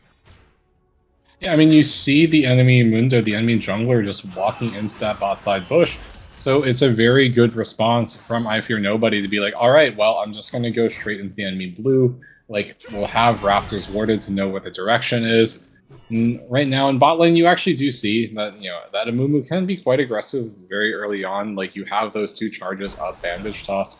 So it can be a potent tool. And you're continuing to see I Fear Nobody be very, very comfortable because he knows, like, Beg got to the camp late, hasn't shown up on that Raptor ward yet. And I would hope, for Beg's sake, that, you know, you should understand that this is very, very likely, you know, happening at the very moment. So looks like going to be a full steal on that side for the Trundle. I'm not really sure if Mundo is going to have the time to respond, especially considering that bot lane is getting shoved in. So even if you do try to go into the Trundle side of the jungle, you are going to get collapsed on because you don't have Prio in your bot lane. You're going to see a gank coming through from top lane from I Fear Nobody. Okay, yeah, the Starius playing very aggressively, gets silenced, the Judgment used, King of Spades taken a little bit low, I Fear Nobody getting that movement speed from the ground as he uses the Ghost. King of Spades looking to turn this around, hits a double decimate for that healing, but he's still going to get chunked out, pops the Ghost, is he going to flash? Flash forward is going to be a flash follow as well, 3 flashes using the top lane, Psycho Ghost follows, a full level down, but it doesn't matter as he Demacia is on top of him. King of Spades playing so aggressive means he's prone for a gank, and they secure it on this Darius. What a great showing from I Fear Nobody in this Game 3, getting explosive with that level 3 gank. Yeah, I mean, like, it's just a really good opportunity that they're able to find for themselves because you know what side the Mundo started on, so you're able to just get the gank off. Now, the response is going to be from Beg, like, okay, well, in that case, we see the Trundle top lane. That means I can go in. I can still get a blue buff out of this. Wait. A lot of danger, taking him about half HP. Beg chunking him out, but look at the fire back from Bulmer. Beg absorbs the trap and actually has to flash away from the headshot damage. I mean, Flash traded for about nothing. I mean, yes, you chunk out the Amumu, but that is Flash down on the Mundo. I think if Trundle has the opportunity now, he can chase him down. I Fear Nobody sees him. Beg has no Flash. Like I said, he gets that ground to speed him up. The pillar blocking the escape. Beg absorbing some damage with the Heartstopper, but now Chime is looking for it, but JDK is just here to play faster. It seems like every time they are just here, Amumu still has a lot of damage. But look at the Amumu damage. He pops the Ignite on JDK again, and he gets a double kill. It's going to be Chime turning the fight around. Defoe was pretty much walking up with autos because he has no damn mana, and somehow, some way, that fight goes in the favor of the Astronauts, thanks to good old Chime running it with the Amumu, just burning them down with the tears, with the Ignite. Yeah, turning that into a 2-for-2 feels pretty good. I mean, the real loser of this fight is Bulmer, who flashed and tried to get a kill, tried to get some form of kill participation, but unfortunately, as is Caitlyn, didn't go on the board, still sitting in the donut shop with 0-0-0. And it feels bad to lose your Flash like that. You just commit it there as ADC. But, you know, as you said, it turned what looked to be a negative play into a positive one. Shout out to Magnum Buck actually landing the initial Cyclone knockup to delay Chime coming in with Bandage Toss, but at the end of the day, the Amumu were able to find the way in there. Is at 2-0, so, you know, more than happy with that. but that does mean that there is a very slight lead for Astronauts in this early game. First one that we've seen so far in this series, and hopefully spells more positive things for them to come. Yeah, one thing I do want to mention though is like look at the top lane and bot lane farm disparity. It's pretty significant somehow. The Caitlyn, which I thought would be forcing out the Corki with that long range, is actually down about 2 waves of farm, and in the top side it's about 1.5 waves for the Garen. I think it's just because that early game of the Darius is so scary, and Psycho Gus has been playing very respectfully, but in the bot lane, the Caitlyn, if you don't really farm plates and, pressure the enemy, I don't think this champion does much in the mid game. Like, you're really hoping that you have an advantage, so and with those double longswords, it looks like they're probably going for the Collector, maybe the Hex Optic, so can't even get the BF sword on the back. It's looking rough for Balmer because Corki is going to hit that power spike way faster with the Triforce, and Balmer I don't think is really going to have the damage to really necessarily make a difference in those mid-game fights, but we're going to have to see how that lane continues to go. Maybe a Chime with that extra gold from those 2 kills can be more aggressive and set up a play. Yeah, hopefully, indeed, for the side. Oh, wait, there's a little cat. Nice pillar. Hang the buck, but still walk around it, though. A double knockup from that Howling Gale. Now Balmer getting jumped on by Zig. Tries to fire back. I Fear Nobody looking for Magnum Buck, but just can't get it. Defoe finally makes it to the fight after popping the Ghost. He has the ultimate, but he just can't get in range. I Fear Nobody just forcing the play a bit too hard, and the pillar was a bit off, so Janna could just still walk past it, and he goes down for the second time. This game is significantly down, I think, now in farm, and his chance to get tempo on the map off his camp. So yeah, it's just it's looking a little bit rough for our Trundle here. This Troll King is looking like the king of nothing right now after dying 2 times in this early game. Yeah, it certainly is frustrating to be Trundle in that position. Yeah, he's just Link running gank, through. Okay. I mean, you have Malphite ult. Hits, I Fear Nobody, pillars him back in. JDK taken low. He doesn't have flash, but he pops the Ghost. He has no mana, but he's going to run Oh my god, he's walking out. Thankfully, so that is, unfortunately, Ghost traded for the ultimate, so Defoe's not going to have that Ghost. key tool to fight. Oh, he has Ghost. Oh, well, that wasn't even the Ghost. That was the Phase Rush. Oh, no. That is just an ulti for nothing, as we see the Hex Splash used. Bag in a bad spot here. Doesn't have the flash back up. I Fear Nobody pillaring himself. Can they get the kill on the Mundo before he gets killed? Is he gonna get it? Balmer doing big damage with the headshot, with the Peacemaker onto Zig, and Magnum Bucket has to walk away after that tornado hits him. A good engage. I mean, Chime is making all the difference, I think, in this game to bail the Trundle out of a very bad spot, and they turn it around for the first kill for this jungler. Yeah, I mean, so it ended up not being the Rise that goes down. I mean, I think in that situation, if Defoe has a little bit more mana, that might end up being Rise's end. But unfortunately for him, JDK able to walk it out. Unfortunately for the side of DA, Beg did end up getting caught. Really, hats off to Chime being so active as the Samumu, just really doing everything that he can to neutralize let's say equalize the state of things for the Mundo as opposed to I Fear Nobody's Trundle. We were talking about how meaningful those deaths are, and obviously making sure that Mundo dies is another path for that. JDK pop the Ghost. No, JDK is going to look for the solo kill, and he gets it with the Spell Flux. Realm Warp just to style on him, I guess, as Defoe gets run down. Didn't have any summoner. Actually, he flashed away, and he still died from that. So JDK, just knowing his limits, Defoe, I don't think took the back fast enough, and it's just going to get erased from the Rift by the Blue Man Group himself.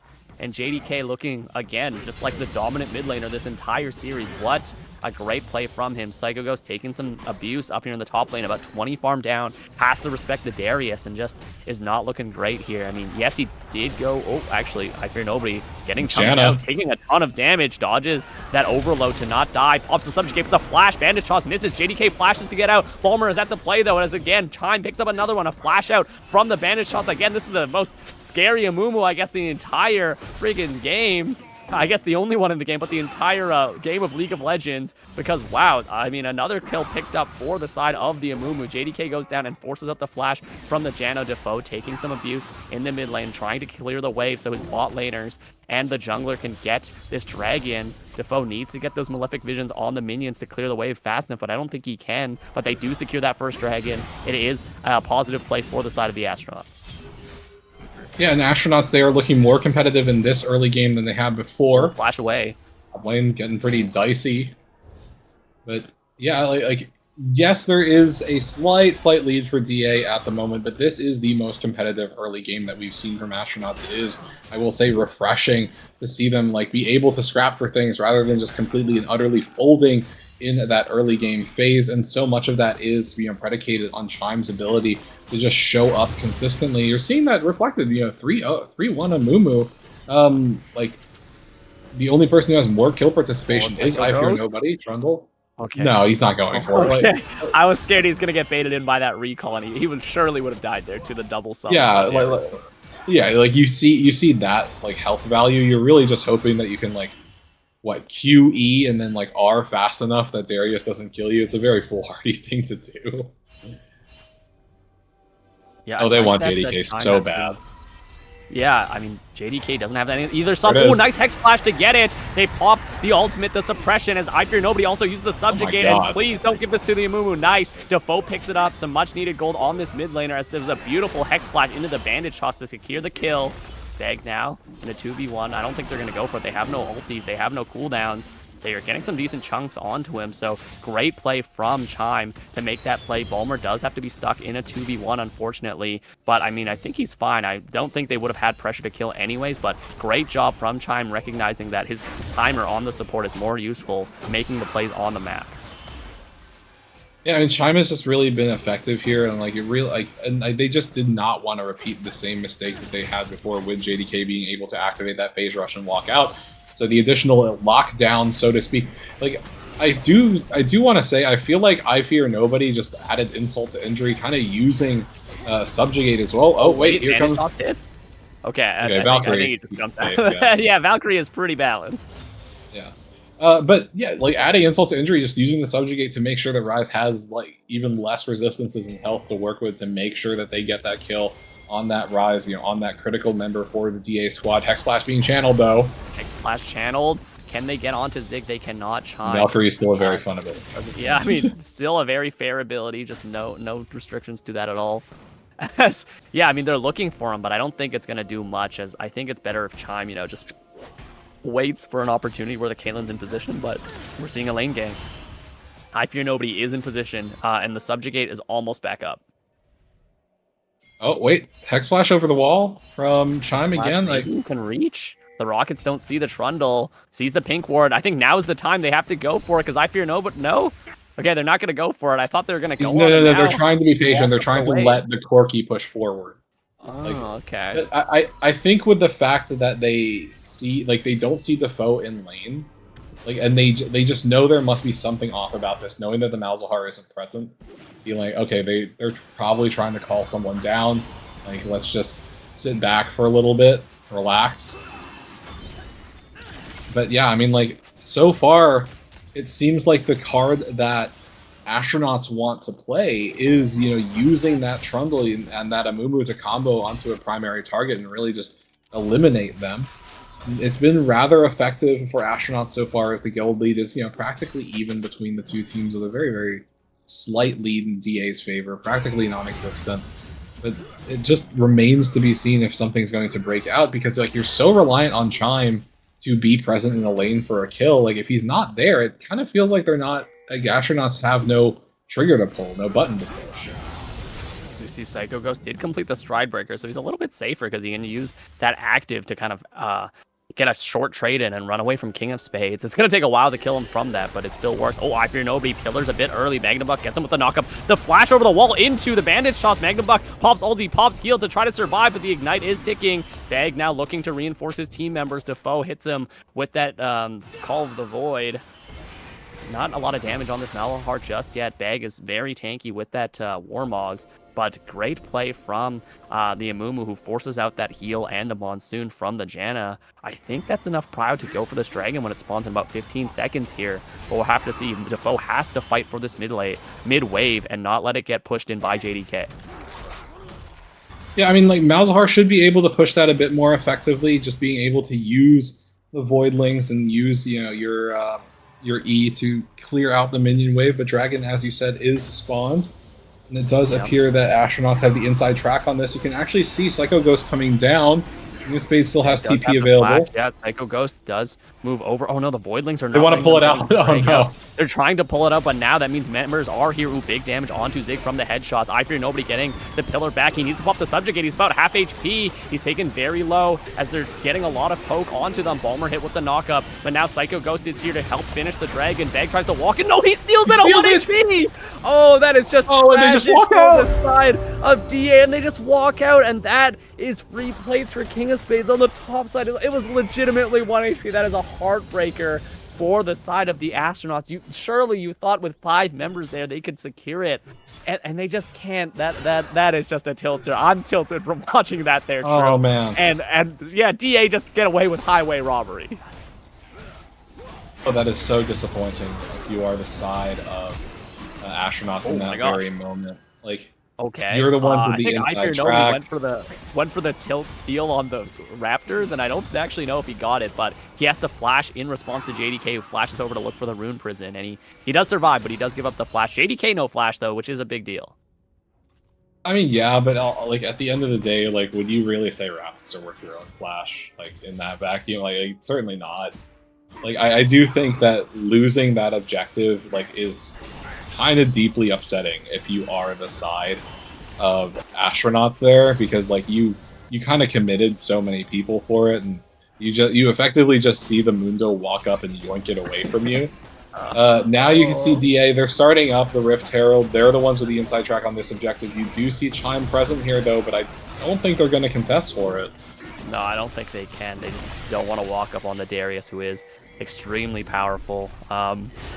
Oh, I Fear Nobody looking for him, though. Hits the pillar. King of Spades uses the Ghost, drags him back in with the Apprehend Bag. About half HP. Subjugate used the Demacian Justice invested, but Psycho Ghost gets knocked away by that ultimate. The Monsoon is good. As we see on the other side of the wall, the Curse of Bad Mummy is a bit too slow as King of Spades gets a huge heal, and this is going from bad to worse as Psycho Ghost can't secure a single kill as JDK warps in, and on the other side, Defoe ghosts for it. I think he has to run away there though. He'd rather be a ghost than not be here because he's getting chased down. He has to flash as well to dodge the tornado from Magnum Buck. What a insane turn of events. I Fear Nobody just gets way too aggro and dies there. Oh, Bag getting the slow from that briefcase hit.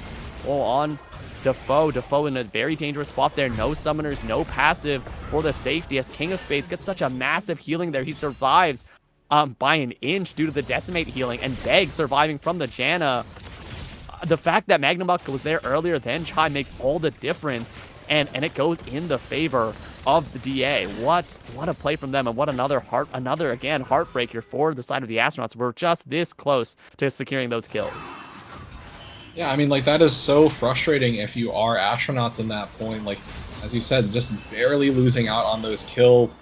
And then what's more, like, gold going into DA's pocket. This Janna has yet to be yet to be killed. Like, the number of times that, oh, wait. Psycho Ghost might be in a bit of trouble. King of Spades doesn't have ultimate, but Psycho Ghost is slowed up by that slash as he gets hit with another Decimate. This is surely going to be a kill. Psycho Ghost just cannot play at this point. Unfortunately, it is the Demacia season, but Darius still beats Garen there as I Fear Nobody going for this gank on JDK. Gets knocked back by the pillar. Defoe doesn't actually invest the ulti there. Maybe was a bit too scared of Bag, so they're just going to use the pillar to not get much as Magnum Buck zoning off Chime. Corky gonna finish this recall, and yeah, he went for it. The opportunities for the Astronauts are slowly dwindling every time they take one of these fights because they're losing on the side lanes, right? They're at a 3k gold deficit, and I don't know if their comp actually scales harder than the side of DA. No, I don't think so. Like, you have to contend with, like, you know, this preeminent hyper tank that is Dr. Mundo. You have to contend with Rye scaling, with Corky scaling.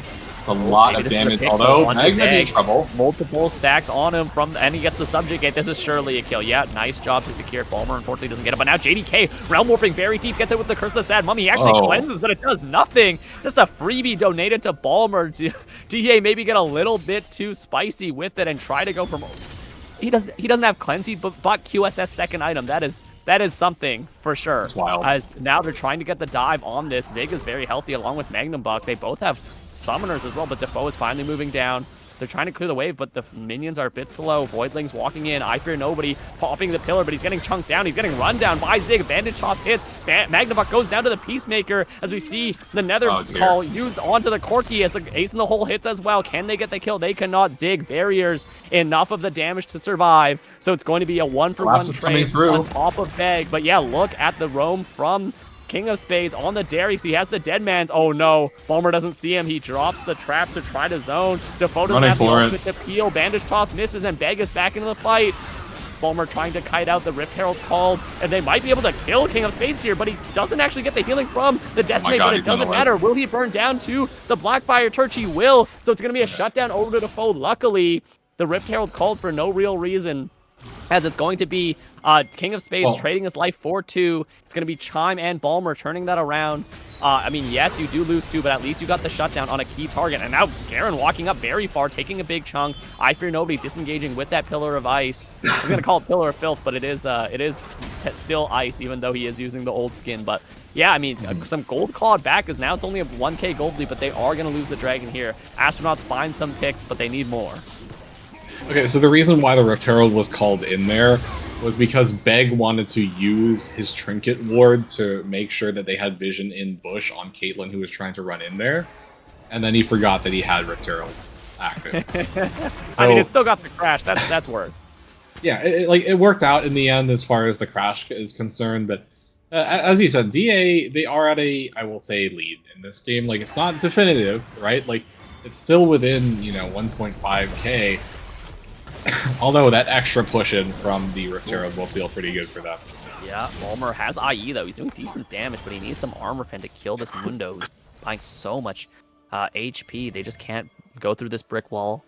I'm surprised that Defoe actually didn't go Leandri's this game against so many health stackers, but he is going to get that Rylai's. Psycho Ghost now clearing up this bot lane, and King of Spades, holy moly, look at this guy on the side lane push, is getting so much. The 3 Rift, the Void Grubs is doing a ton of damage to the structures. If they get that, I think that's a pretty massive gold lead for the Darius, who's already up in items. Oh, I Fear Nobody getting a bit too dangerous there. He's trying to look for the steal, but King of Spades, I think, could kill him if he walks up too close. He's just going to take the big one. I Fear Nobody picking up the smaller ones. They're looking for the collapse here with Chime. I don't know if this is the play that you're looking for, though. King of Spades gets slowed up by the Pillar of Ice. I mean, they're committing a lot of people to it. They're getting aggressive about it, yeah. Yeah, I think they're over-forcing. Like, even if you kill them on the counterplay, you're just going to lose everything on the map. Look at the mid-wave, right? Well, in the position that you are, you might be able to angle to force Baron, because Ryze doesn't have TP, but Beg might be in trouble.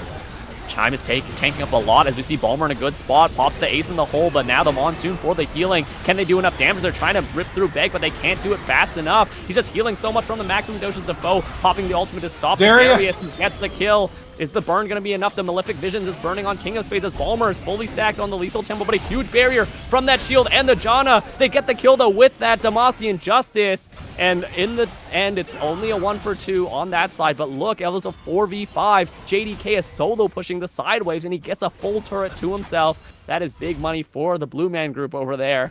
And yeah, the desperate play. Yes, you get a kill back, but you lose so much more, and you lose on the map. It is looking dire for the Astronauts as they're down about 2k gold. And I don't know, it just looks a little grim for them because, again, their scaling is just not great. And I worry for the fact that Defoe is just not going to be, he's just going to be tickling them in the late game. Yeah, and you're already seeing the Corki's damage start to progressively come through from Zig as well. But what I do want to say is the thought behind trying to get King of Spades there is okay, if we can kill Darius, we know Ryze is pushing bot. We know Ryze doesn't have TP, so maybe we can angle to force Baron if we can get that kill clean and walk out. At the very least, we stop Ryze's push. But they have to call it off. Darius is able to get to tower too fast. And then they still look for the fight because you see multiple members. You see that Darius, the Janna, and the Mundo walk in. It's okay, we can punish this. They don't have a lot of damage. Takes a bit too long to kill Darius, though.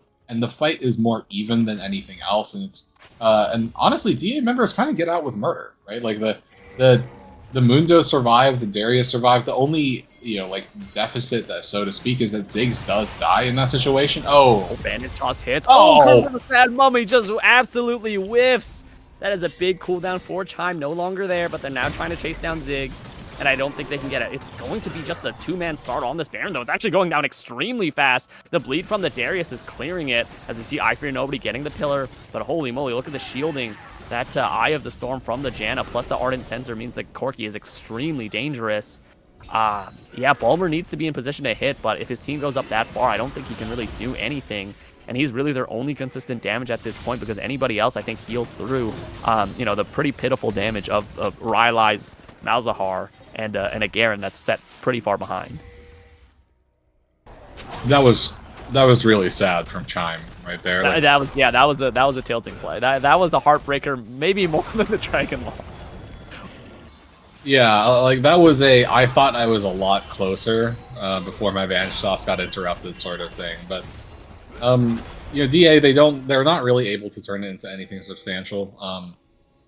I will say though that ultimate should still be down by the time Dragon spawns here in the next 20 seconds. So if DA are able to make use of that, that is actually an opportunity to be had. Both teams are deploying out towards this Dragon Pit at the very moment.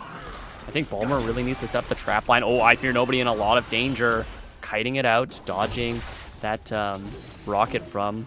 Or sorry, dodging the overload. Oh my god, I Fear Nobody about 70% health already just from a couple cleavers. Zig now on 2 items is extremely powerful with that fully stacked Muramana. And they're just going to ARAM at mid. This is going to be the team fight, I think.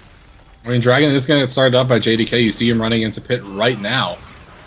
JDK is just going to start it, and I don't know how fast it's going down. It is 2 Dragon stacks, but Corki is forced out by Bulmer. This is the fight they need. It's the 4v5. Monsoon used early. A huge Curse of the Sad Mummy on the 4. Psycho Ghost has to kill them fast. King of Spades taken low. Is he going to go down? He does, as it's Bag frontlining for his team. JDK taken low by the Ignite. Another bandage toss as Chime makes it happen. The shutdown over to Psycho Ghost as JDK has the Realm Orb. No, it gets canceled. What a great bandage toss, but now Chime is alone against the Rise. Defoe flashes in to try to clean up the kill as they do secure Dragon. They do secure the kills. Magnum Buck dies on the other side, but Defoe can't actually win this 1v1. JDK is just machine gunning him down, and thankfully, finally, I Fear Nobody makes it. JDK actually flashes to try to get away, but I don't think you're getting away from that. The Troll King takes a bite out of his prize, and that was what a fight from the side of from the side of Astronauts to turn it around on DA. Bulmer forces out the Corki. Zig has to back off, and as soon as they see the Corki not there in the fight, they immediately go for... Oh, he does not get the cancel, unfortunately, but this is going to be the Baron starter. They have to kill this quickly, but wow, what a fight there, True. I mean, Caitlyn forced it out, and then Amuma immediately gets a 4-man stun, or 4-man stun with the Curse of the Sad Mummy, and then Psycho Ghost just rips them in half with that Judgment, but now I Fear Nobody's taken very low. Bag, is he going to walk in and try to steal it again? They have to kill him faster. He gets silenced, he gets rooted up. The Sterix is good shielding, but King of Spades is here. Demacian Justice gets the kill. Defoe getting slowed up, getting stunned up, but now Silence ulted is Corki. King of Spades as he goes down. Can they get the smite? They don't have the smite. Oh my god, Janna almost steals it, but it gets secured by Bulmer, who's full HP. Chime frontlining, and what a fight that was. Bag goes down, I Fear Nobody goes down, so there's no jungler. Janna maybe almost steals it with the Zephyr, but now they go back on her. Curse of the Sad Mummy is good, the Peacemaker is good, but now JDK is back, he gets silenced. Bulmer's trying to trade shots back with Zig. As Psycho Ghost runs away, Bulmer doesn't have Ace in the hole to secure the kills on anyone. Oh no, he can't get vision. What a crazy turnaround of events. Chime feeling himself, going for that fight, almost gets his team killed, but somehow, some way, they escape. They get the Baron. Thankfully, do not lose that, you know, not even a smite fight. It was just a secured with autos fight, and Astronauts are actually in a lead for the first time this game, off of the backs of what was, I think, beautiful team fighting from their bot side. Bulmer and Chime making the fights look so good every time, and they just have not died. I think for the longest time to win out. Wow, Drew. I don't know what to say. I'm just impressed by what is going on in this game. Yeah, I mean, Bulmer finally having his time in the sun, right? As this Caitlyn, yeah, like there's so much auto damage coming through with that Hex Optics increasing your damage. You know, when you're autoing from more than 500 range, you have LDR for those tankier members, for that Mundo, for that Darius. Now you have IE as well, so your headshots are hitting, and they're hitting hard.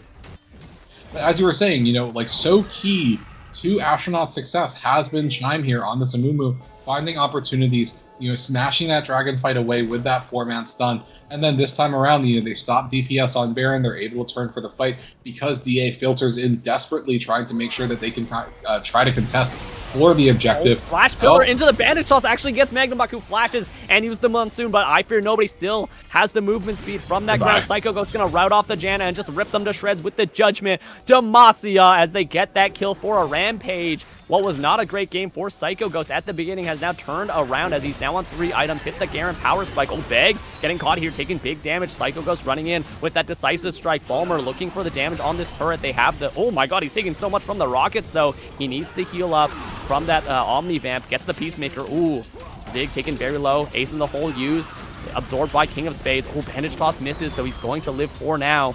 And on the other side of the map, Psycho Ghost answers the push from JDK, who tried to go for that tier 3, but it's just a bit too far to get it. Balmer about half HP. He has to play extremely safe now. The Baron minions doing some decent work on those turrets, so they get the tier 2 mid, get some more gold in the hands of the carries. And now Psycho Ghost popping the Ghost to try and run down JDK. He's saving the silence for the Realm Warp and just going to run him down with the spin to win, and he hits the ultimate, hits the Demacia on him to secure it, and he kills him with a crit. Great job from Psycho Ghost to see that side lane pressure and answer it with a kill indeed.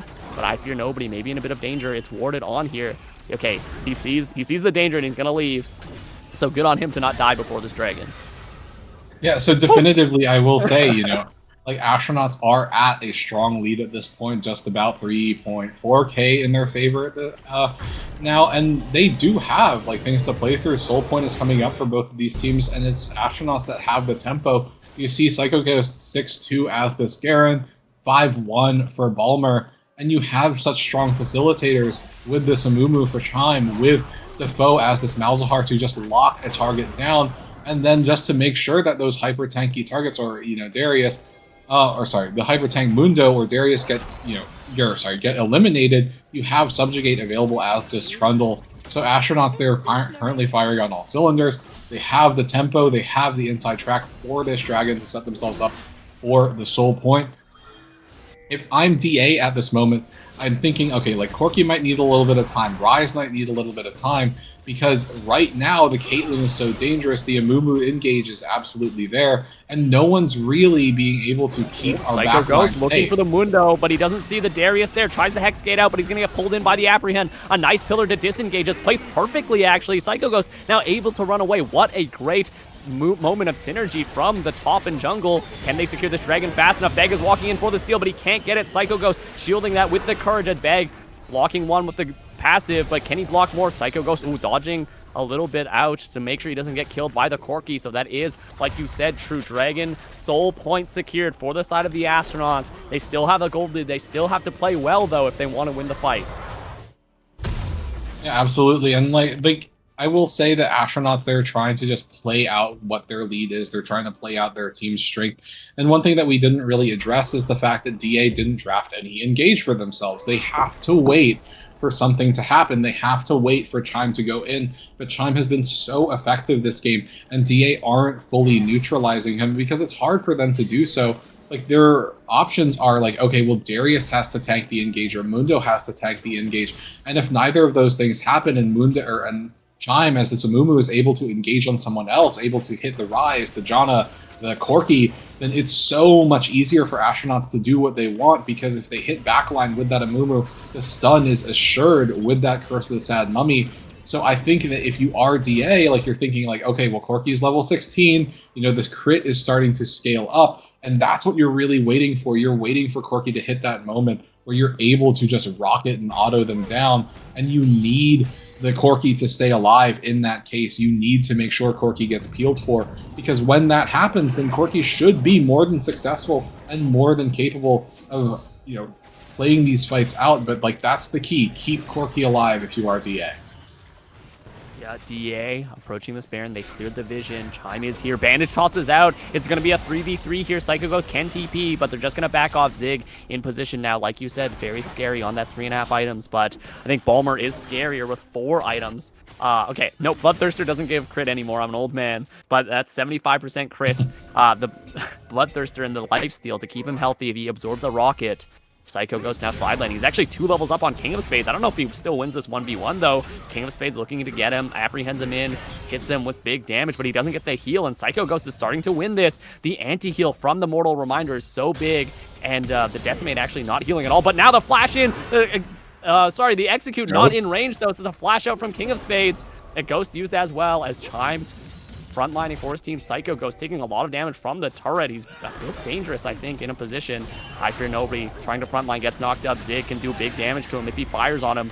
Misses the rocket. TP channeled by the Darius as Defoe gets smited away his spell shield. TP from King of Spades has completed channeling. Defoe looking for the damage. I Fear Nobody trying to heal off the wave. He's absorbing the rockets as Psycho Ghost now makes it to the play, but does have the TP advantage now. Yeah, I mean, it certainly seems to be the case. DA, I think they're in a delicate spot, right? Like, they need to look for something to find an opportunity for themselves. Okay. I was worried about that. No, I mean, I think that's completely reasonable to be worried about that. Like, you know, getting the spell shield off of Malzahar, but this late in the game, that spell shield does come back pretty quickly, so Defoe will back. Defoe will back, but like at the end of the day, like by the time you hit level 16, you're not as worried because that tool will be available for you soon. And we're really seeing like this highlight issue of DA completely lacking on the engage department. Like, yes, they have frontline, but like really ultimately they're relying, as I was saying earlier, for astronauts to make a mistake effectively. That's the only thing they can really do, because otherwise, like, you have no ability to start things on your own terms. You're waiting for things to happen. And Chime has been more than happy so far to start things Psycho off. Ghost is looking for this, gets no. the silence, gets a big damage with the judgment, but Beg is here to turn it around into a 2v1. King of Spades gets the healing. I don't know if Psycho Ghost can finish this. No, he did. Oh, he missed it. This is the wrong guy. Oh no, that was just the key misclick, but they saw Beg, so they're gonna run straight for the Baron. That is thwarted, so JDK is looking to turn this around, but it's going down so quickly. Balmer is crying with the bullets, and it's evaporated. That is gone. So I guess they want to take the fight after, I think. Maybe didn't have to die, but now they're jumping on Balmer, who's just going to heal up. Oh my god, look at the disgusting amount of healing. Headshot does half of Magnum Buck's HP, and he's going to absorb that ace in the hole. Balmer is just going insane on them. This is lore accurate. Caitlyn as Beg is just dying to the bullets. Chime survives for a little bit. He doesn't have the Curse of the Sad Mummy available anymore. The rockets are firing. He's about to die. So low. Balmer is trying to kite it out. He flashes away from that apprehend. Chime goes back in and announces a 3v4. Flash in from the Nethergrass as we see the target is split as Zig is somehow still alive. Defoe needs to kill him and he gets it. I Fear Nobody going to fry him as well, and somehow, someway, the Malefic Visions are somehow the most powerful target in this game as it bounces from target to target for a double kill on Defoe. Balmer with the beautiful kiting to make it happen, and they secure the Baron. They lose only one member in that fight. Psycho Ghost didn't contribute to it at all, and wow, Astronauts are on their game right now. They're looking for more with this Baron push. Not only are they looking for the Baron push, they're also looking for the Hex Soul, which will be great for that Caitlyn and that Malzahar. You do see that JDK is back on the map alongside Magnum Buck, but they're just trying to hold the mid lane. They can't do anything about that dragon. And with that soul being secured, I will say, Astronauts, they are very well set up to just win this game. Like, no one has been able to hit Balmer. You see that 700 gold bounty on the Caitlyn at this very moment in time. And now, Defoe, also 600 gold bounty. The Malzahar, the Caitlyn, they're remaining untouched. Really, really stressing that point of, like, what can DA do to hit these backline carries? And the answer is just consistently nothing. Like, they need to keep Zig alive. Like, you were seeing it, you know, after the Baron, right? Zig is more than capable of doing damage. Zig is more than capable of being scary. But if no one can keep the Corki alive, if no one can stop the Malefic Visions or just keep Zig sustained, then...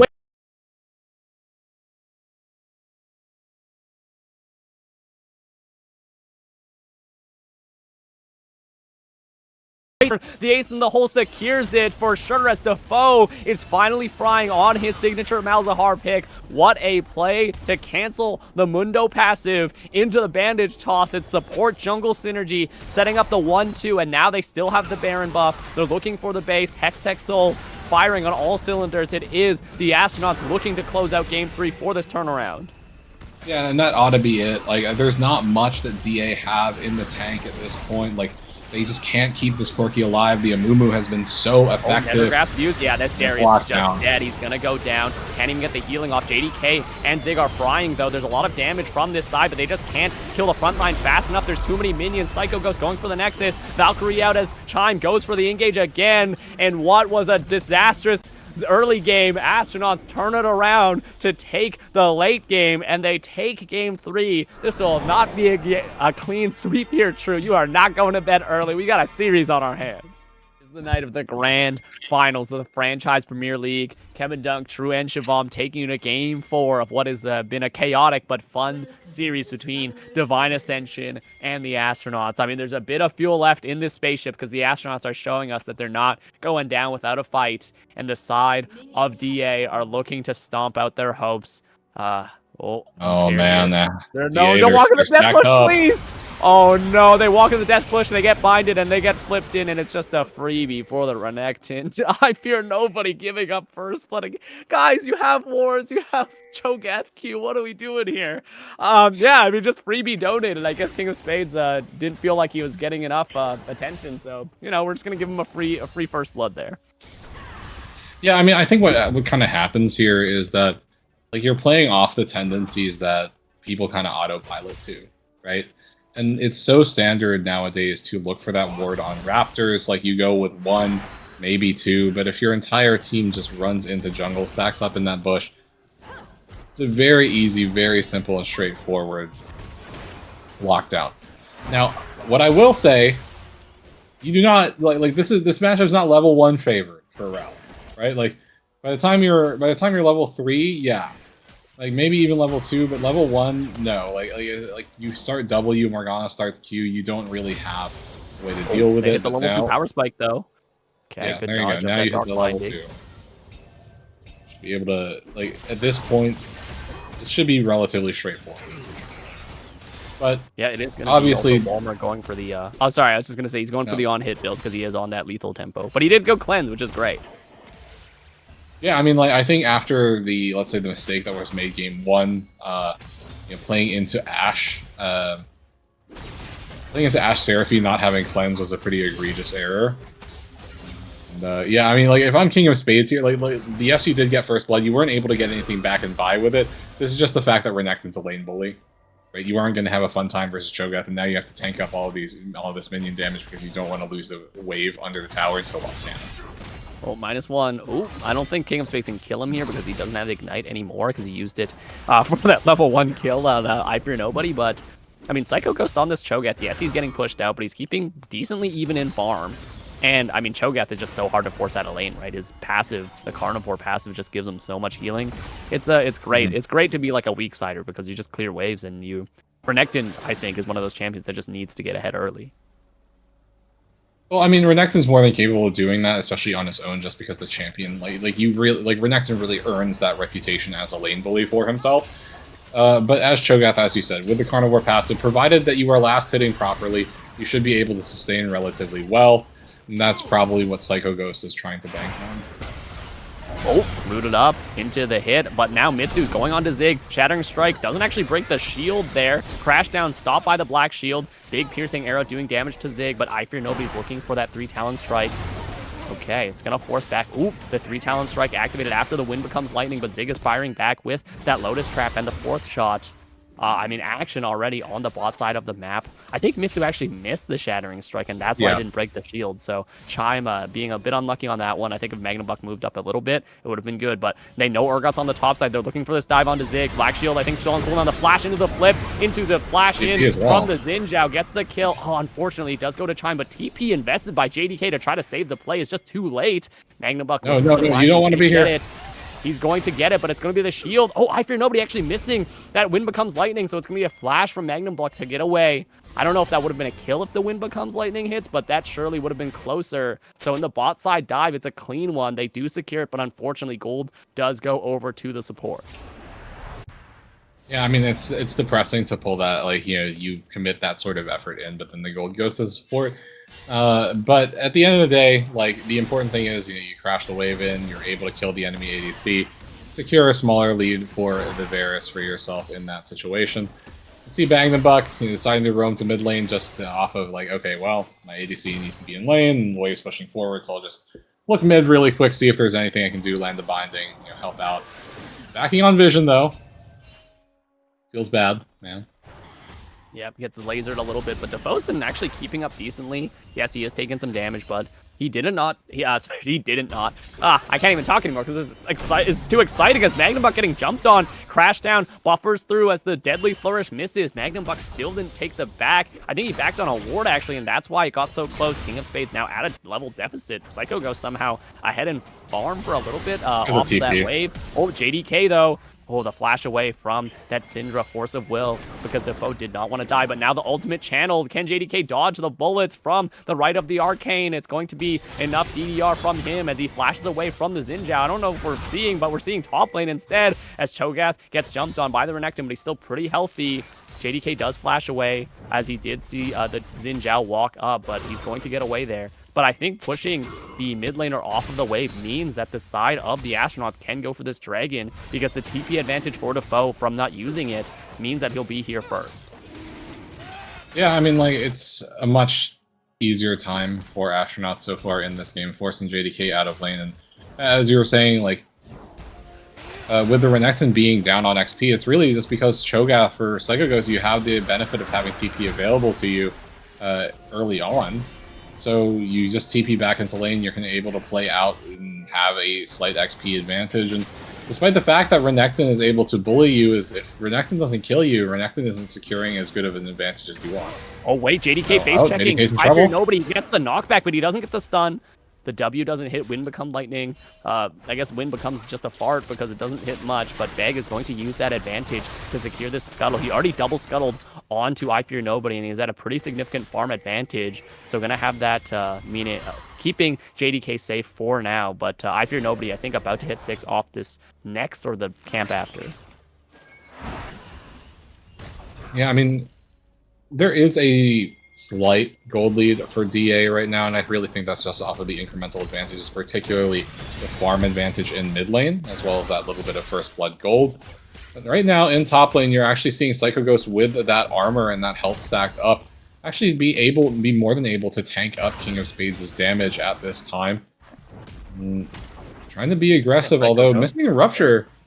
Missing rupture is a bit critical there. I feel like if you're King of Spades, you can just try to walk back forward, but considering the fact that Chime did choose to roam all the way up through the river, it is safer for King of Spades to just walk back in that situation. If you're DA right now, I think you're kind of like waiting for something to happen. Oh no, King of Spades. Oh, King of Spades able to get the ward off. As Chime is here. Flash. Rupture hits. Can they get the follow-up? The crash down is good. Do they have enough damage, though? Flash out from King of Spades just to get out of there. I think he's scared of that Devour execute as Chime trying to clear this ward. Beg is in a pretty dangerous, in a pretty good spot as the mount up to keep Chime safe. I Fear Nobody is here, though, but this Urgot is a bit scary on almost the full item here. Are they going to go for this fight? Wind Become Lightning hits. I Fear Nobody's just going for it as Beg has to jump away with that disdain. Crescent Guard used. The engage misses as Magnum Buck is here with the shield. Ultimate casted from Defoe, but it's going to get canceled by the Scatter of the Weak. And the AD carry is just having a nice little farm lane as Chaos erupts on the other side of the map. Yeah, and because of that inside track, you do see that astronauts are going to go for those Void Grubs. Looks like they're not actually able to secure any of them, though. Yeah, they're not going to be able to get much out of it, so they just kind of leash it for the side of DA. Balmer walking up, though. Zig in this 1v1 cleanses the Chain of Corruption, but Balmer is just firing him down with the arrows. Doesn't have enough mana for the piercing arrow, though, so Zig is going to live that one, but he does burn the cleanse. Balmer just burning the ultimate Curtain Call activated, but I think this is just an easy walkout. Yeah, he's not even going to aim for yeah, he just did it for wave clear. Clear the wave. Yeah, but I mean, on the top side, that is Void Grubs going over to DA.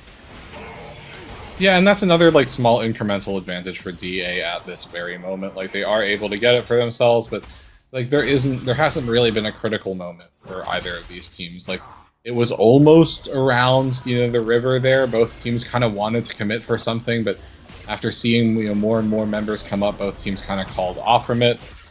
Nice little back interrupt from Psycho Ghost. It's more of just kind of messing with King of Spades at this moment, but like I think, like...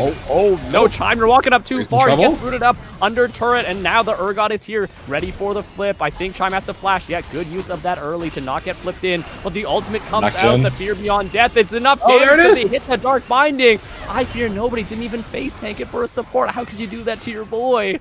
As the TP is also wasted, Psycho Ghost just going for the TP for, I don't know what. Thought the play would continue, so King of Spades just going to free farm this top tower for the plates.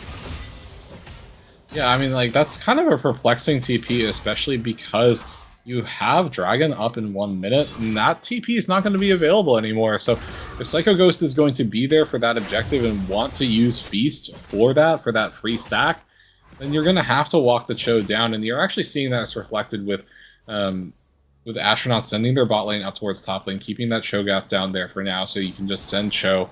There's no TP available, so you'll just swap lanes for a minute, have that Cho'Gath there, have that really enhanced damage with Cho Feast plus I Fear Nobody's Smite.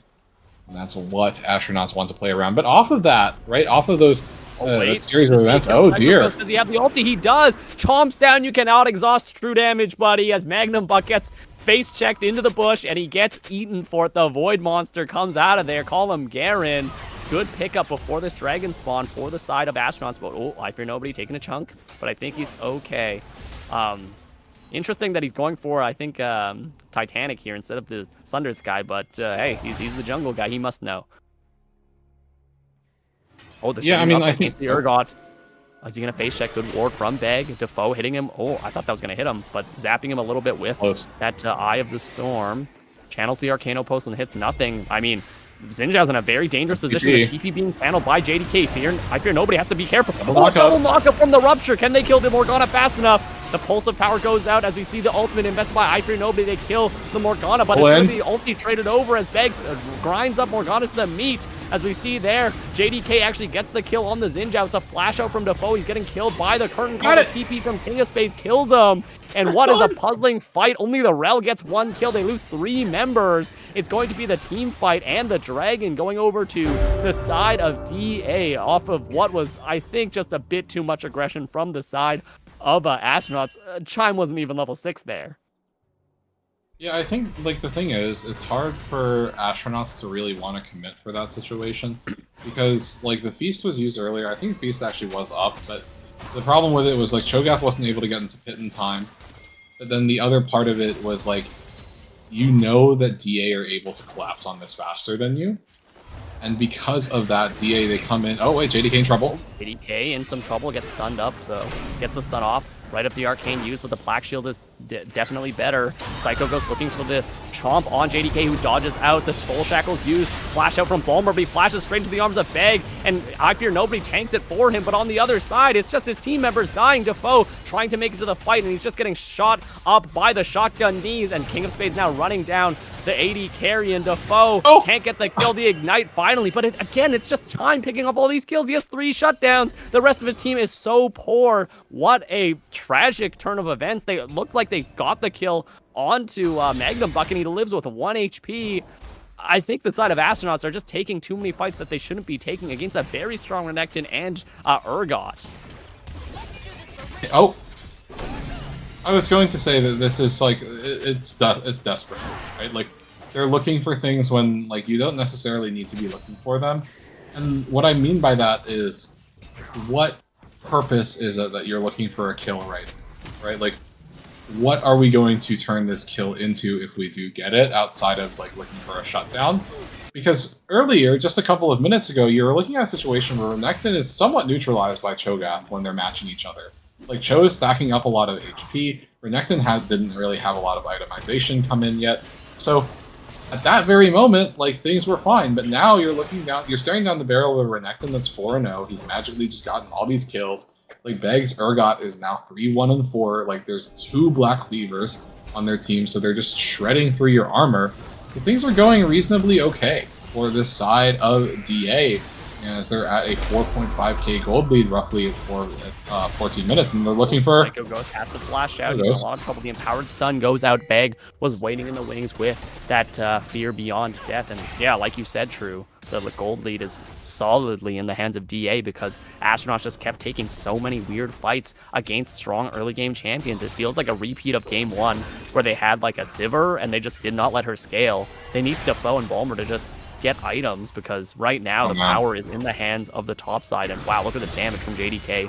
One item plus the upgraded boots means he chunks out anyone who's not a tank. Right of the Arcane used, and it just doesn't do much. Bulmer taking a half HP. Is this the unleashed power? He throws out the root to not die. Dodges the last Dark Sphere, but now Chime has to do his best to save his AD carry. 5 level difference between mid laner AD carry. I mean, Chime spent so much time roaming, he just did not get the EXP needed to catch up. I mean, it's a support life, right? Like the supports are expected to, be moving all over the map. It's kind of harder for them to just be sitting in lane and being able to stack up XP a bit more effectively. And you're seeing that with Magnum Buck as well, right? Like Magnum Buck is like 3 levels behind Defoe. It's just that in this particular case, you're seeing that level difference really be expressed, with the supports in that or support versus mid in that very moment. But DA, I imagine that they want to angle for this Mountain Drake coming up in just about a minute here. They're keeping their members around. If you want to get your reset in, like, just about now is the time, and we're actually seeing that come through from Magnum Buck. What I am going to say really quick, though, is about this Varus, right? Like, what does on-hit Varus do for you in this situation when so much of DA's damage just wants to stay as far away as possible? Oh, not quite there. Barely. Not quite there. I mean, he missed one Q on him, and he did miss the Scatter of the Week, but if it did hit, that is for sure an instant solo kill. Yeah, you're absolutely right in that assessment. Using that ultimate, though, does mean that it's not going to be available for that upcoming Dragon fight. Up there in top lane, they're kind of duking it out, but like it's really hard for Renekton to still hurt Cho at this moment. Like, yes, you have Black Cleaver Eclipse, and like you have damage in spades, but it takes you quite some time. If you're nobody, though, on the Rift Herald, this is completely undetected, although I feel like King of Spades... Oh, wait! Is he pulling off of it? No, he's dragging it out. Palmer trying to defend this, though, by himself. Not going to use the Chains on Corruption. I think he's just going to let this turret go. Okay, no, actually, he's able to defend it. I don't think there's enough damage, so objective bounty is good. Able to get Herald, yeah. Yeah, shores up the gold lead a little bit, and they get the Herald. Hopefully they can use that for something useful after a team fight or something, but this is likely second drag. If I'm Astronauts, I'm not fighting this one. Like, you cannot take Zig got slowed. Up.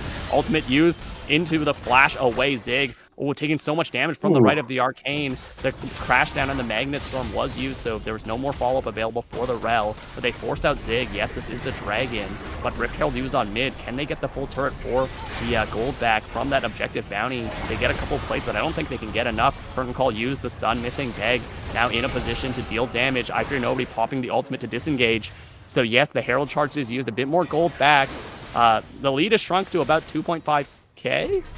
Sorry, a little bit more, 3.5k, excuse me, instead of 5. So I guess a little bit of gold is exactly what you need as Astronauts, because it really is only second Dragon. That's not an imminent lose the game objective right there. So good call by them.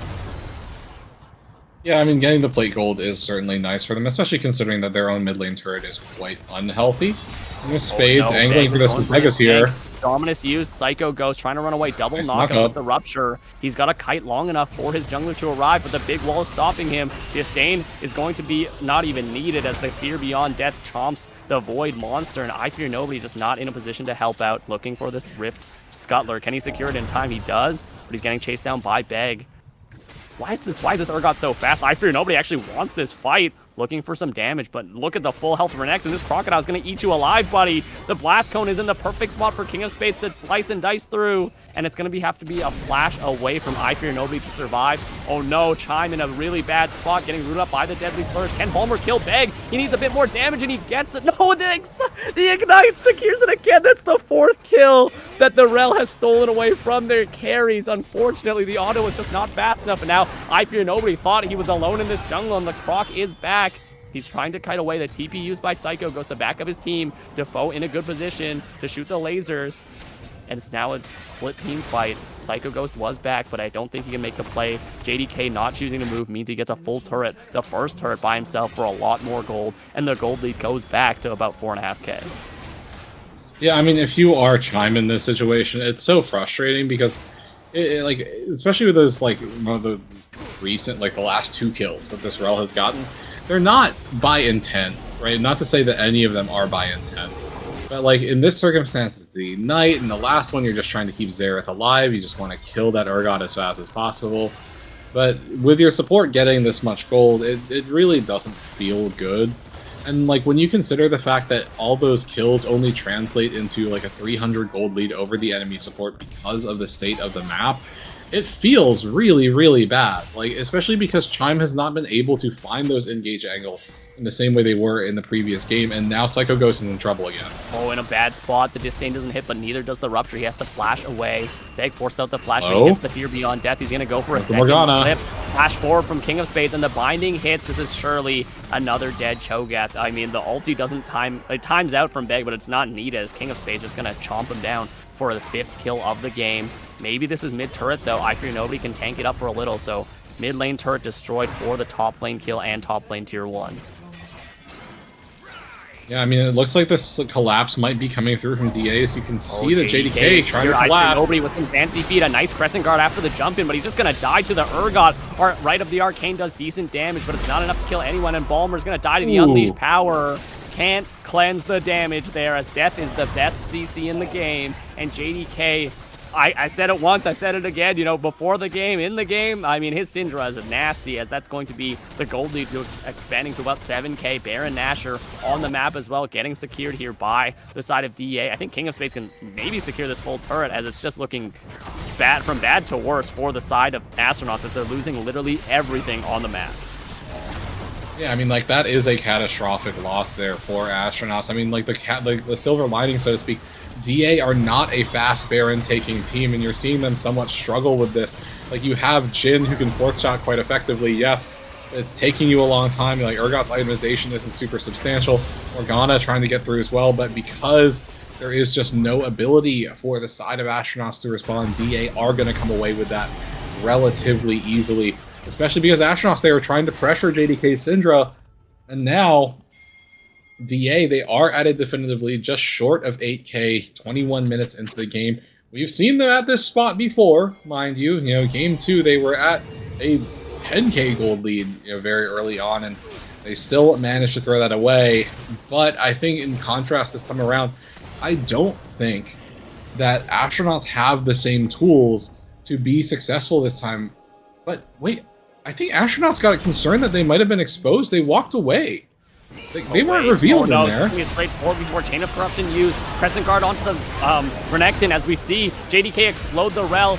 King of Spades actually taken very low, executed by Balmer with the Blight Stacks, as it's going to be just a 2-for-2. That's probably the best fight you can get at this disadvantage, but now Psycho Ghost is stunned up by the Scatter of the Weak, and it's going to be him getting chomped down on by Beg as he tries to use the Devour 4 a little bit more. 3-for-2, a big shutdown onto Balmer's Varus, and Defoe maybe can clear it out with the poke. They have to hit the not the minions, the champions here, and try to force them out. The Swifties, the movement speed on the Jhin is so good, and Beg is just scuttling around the shots, only gets hit by 1 and doesn't die to it. Maybe if you hit 2 or 3, that's a kill on the Urgot, but it's not good enough, and that's going to be Soul Point, Mountain Soul Point, a pretty big one for the side of DA, because that's going to give them so much more tankiness, not die in the fights.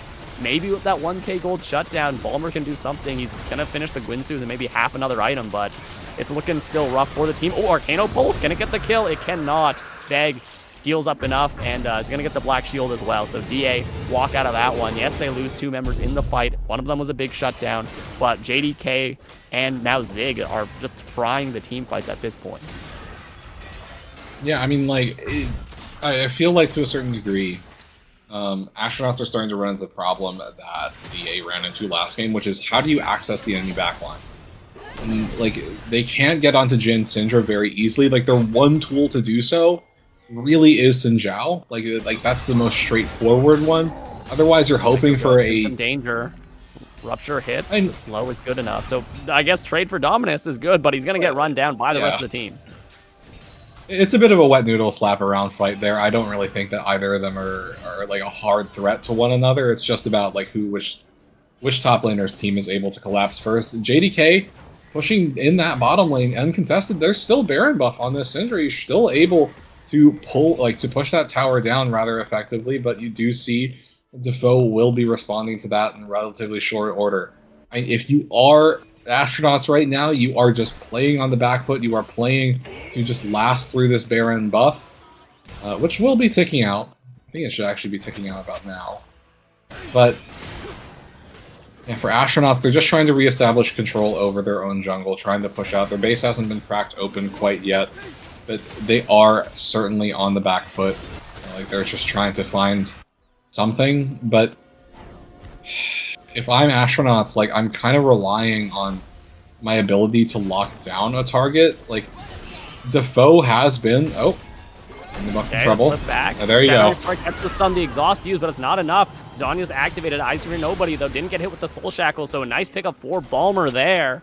Balmer picking up that one is good. I mean, thankfully, Chime did not steal that one. So a bit more gold, but that is not the guy with the shutdown. But, I mean, a key item used being that arm guard going to be broken for a while. Yeah, I mean, like, that's like absolutely a good grab for the side of Astronauts, just getting, as you said, the arm guard off, because, like, as Morgana there, you're still quite far away from being able to finish up your lock. At JDK, it's gonna see this. I'm not sure there's much you can get. Hit. It's gonna be the unleashed power. He's not in range, actually. The Dark Sphere just hits a good ultimate from I Fear Nobody to stop the Syndra from walking over. Beg looking for the angle on that Fear Beyond Death. He tries to flip in I Fear Nobody. Look at the damage. He has 3 whole items. How did this guy get 3 items already, as Beg is just mowing them down with the shotgun legs? Defoe here for some covering fire, but man, Balmer needs to be able to spend that gold. I Fear Nobody actually jumping back in with the 3 Talon Strike. What are you doing, buddy? Yeah, the fear. He's gonna get turned up by the Fear Beyond Death as Mitsu. Chime has to flash out. The covering fire is not that good that the Xerath can keep you alive, and I think I Fear Nobody's just getting way too aggressive in places that it really shouldn't be. Yeah, I mean, the Xin Zhao is, like, pretty down in the dumps at the moment. Like, yes, Beg is relatively low, but there's just no threat. There's no one who can take Beg out, especially because this comp, they're more than happy to just sit back for now. Like, they're waiting for their wave. Top lane, like, they have King of Spades pushing in through there. Now you're assigning maybe Beg to walk down there and just get that bot lane pushed in addition to that. But it does feel like Astronauts in this moment, they are so reliant on Defoe to just clear out these waves. The Shocking Orb is good. Oh no, the Rupture wasn't good enough though. Zig pops. I don't actually... Oh, that wasn't the Cleanse. It was just the Scrying Orb, I think. Weird blue thing pops up, but that is 3 items on Varus against 3 items of everybody else. Zig dodging the bullets, right of the Arcane, not doing too much. I Fear Nobody's back after dying, but Beg is not scared of him at all. We see here JDK zoning him out with the spheres. The only one who's matched up on items is the Varus, and yeah, 3 item Urgot, 3 item Renekton, full damage 3 item Syndra, no defensive at all. So I don't think they can really walk into this dragon unless they want to get thrown in the meat grinder. It is so dangerous for the side of Astronauts. Yeah, I mean, the other problem, so to speak, ooh, back to not get canceled there. The other problem, so to speak, is like you're an attack speed Varus and you're trying to fight into like the Jhin, the Syndra. Like, it's hard for you to find a way in. Like, you're relying on your team, and it's not quite happening yet. Do they have enough damage? Chime is zoning out the Syndra, but I Fear Nobody's gonna go flash out. The Ignite is ticking. I think he might die to it. No, he's gonna be alive. Beg taking a lot of damage, but Balmer just doesn't have the DPS to 1v5. He gets hit with the slow, and he's gonna get stunned up. Again, the Cleanse cannot save you from instant death as Defoe dodges the curtain call. Shocking Orb is good. Rupture gets flashed away from Magnum Buck, feeling himself with the movement as they just drive the side of Astronauts out of the pit, and it's going to be likely that, yeah, uncontested Mountain Dragon Soul putting the gold lead not only at 10k, but you have to deal with what is like a 5k bonus of that Mountain Soul. This is looking dire for the side of Astronaut. I mean, they maybe could come back from it like game 2, but I don't see it. I don't see it happening. Yeah, I mean, like, you saw Psycho Ghost continue to hover around, but there's just not much to do with Shogat there. You don't have your flash available. You can't get into pit. And so now Astronauts, as you said, like, I don't think that they have the tools to come back as they did in game number 2. Like, they're hard pressed to do so. I think their one potential way in here at this point is the fact that, like, maybe if you can stall out for another 5.5 minutes, maybe that opens up Elder as a potential win con for you. But the problem is that they're just not able to pressure anyone on DA super effectively outside of Magnum Buck on this Morgana and Beg on the Urgot. Like, they're the ones who just seem to be walking up the most, and therefore they get pressured a lot. But you see that JDK has yet to die, that Zig has only died once, even King of Spades has only been taken out 1 time this game. So really, it's just the Morgana that has died a whole lot when you consider that Beg has only died twice. Yeah, like, none of the members on DA, they've got, like, none of them have really been substantially pressured in this game in terms of kill threat. Like, I do think that, I Fear Nobody might be in a bit of trouble. Dodges around, though. I mean, look at the Arcano pulses. They're literally not even breaking the Mountain Soul shield. It's a tragedy for Defoe, who I thought was having, like, a decent game. Yes, they got outlaned again, but, Scatter of the Weak just barely misses. This darkness is so scary because JDK, one stun on a squishy member, and I think it's lights out for them. DA playing the slow and steady. Looking for it. In, the well goes in. The Bulmer's doing big damage. He gets stunned up by the Scatter of the Weak, as we see King of Spades taken low. Curtain Call traded for Kano Pulse. They finally kill the Renekton, but now it's a flash forward from Beg, flash away from Defoe. Oh, Bulmer, what are you walking towards? He does not want to go the way out. He just tries to turn around for a kill back, but he can't get anything. And a 3-for-1 in the favor of DA. They only lose King of Spades. And everyone, it felt like again, like you said, True, there's just zero threat. It felt like Bulmer was hitting the front line forever. Defoe does peanuts to anyone, even not a tank for the side of DA. And I Fear Nobody just having not the game you want to see. 0-7, not a single kill on the Xin Zhao, down an entire item, just cannot do much, as what should be like a disruptive bruiser just gets churned in the meat grinder that is the Urgot, as that's the second Baron for DA. Gold lead now at almost 12,000 gold. It's getting to a ridiculous number.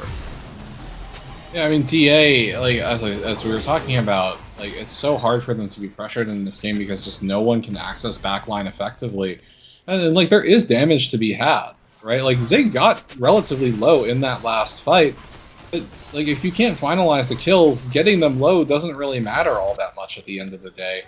And, like I really struggle to understand what astronauts were thinking, like, okay, well, we can take away the Cho'Gath, and now we have this Xin Zhao. But, like, if Rel, and, like, something that was so potent for them in the previous game was Chime coordinating with I Fear Nobody and locking down those targets in the early game. Well, the early game is long past at this point, and we saw nothing of the previous game's coordination between that jungle support duo, and it's just paid off so poorly this time around, because when they aren't getting to that early game lead, this is kind of what's happened for astronauts in the previous games, with the exception of game 3. Like they just fall behind and they go down to a huge deficit, and they're just on the back foot. They're like hoping that there's some sort of catastrophic mistake from DA, but this time around they don't have the tools. Like they don't have the game 2 Renata ult.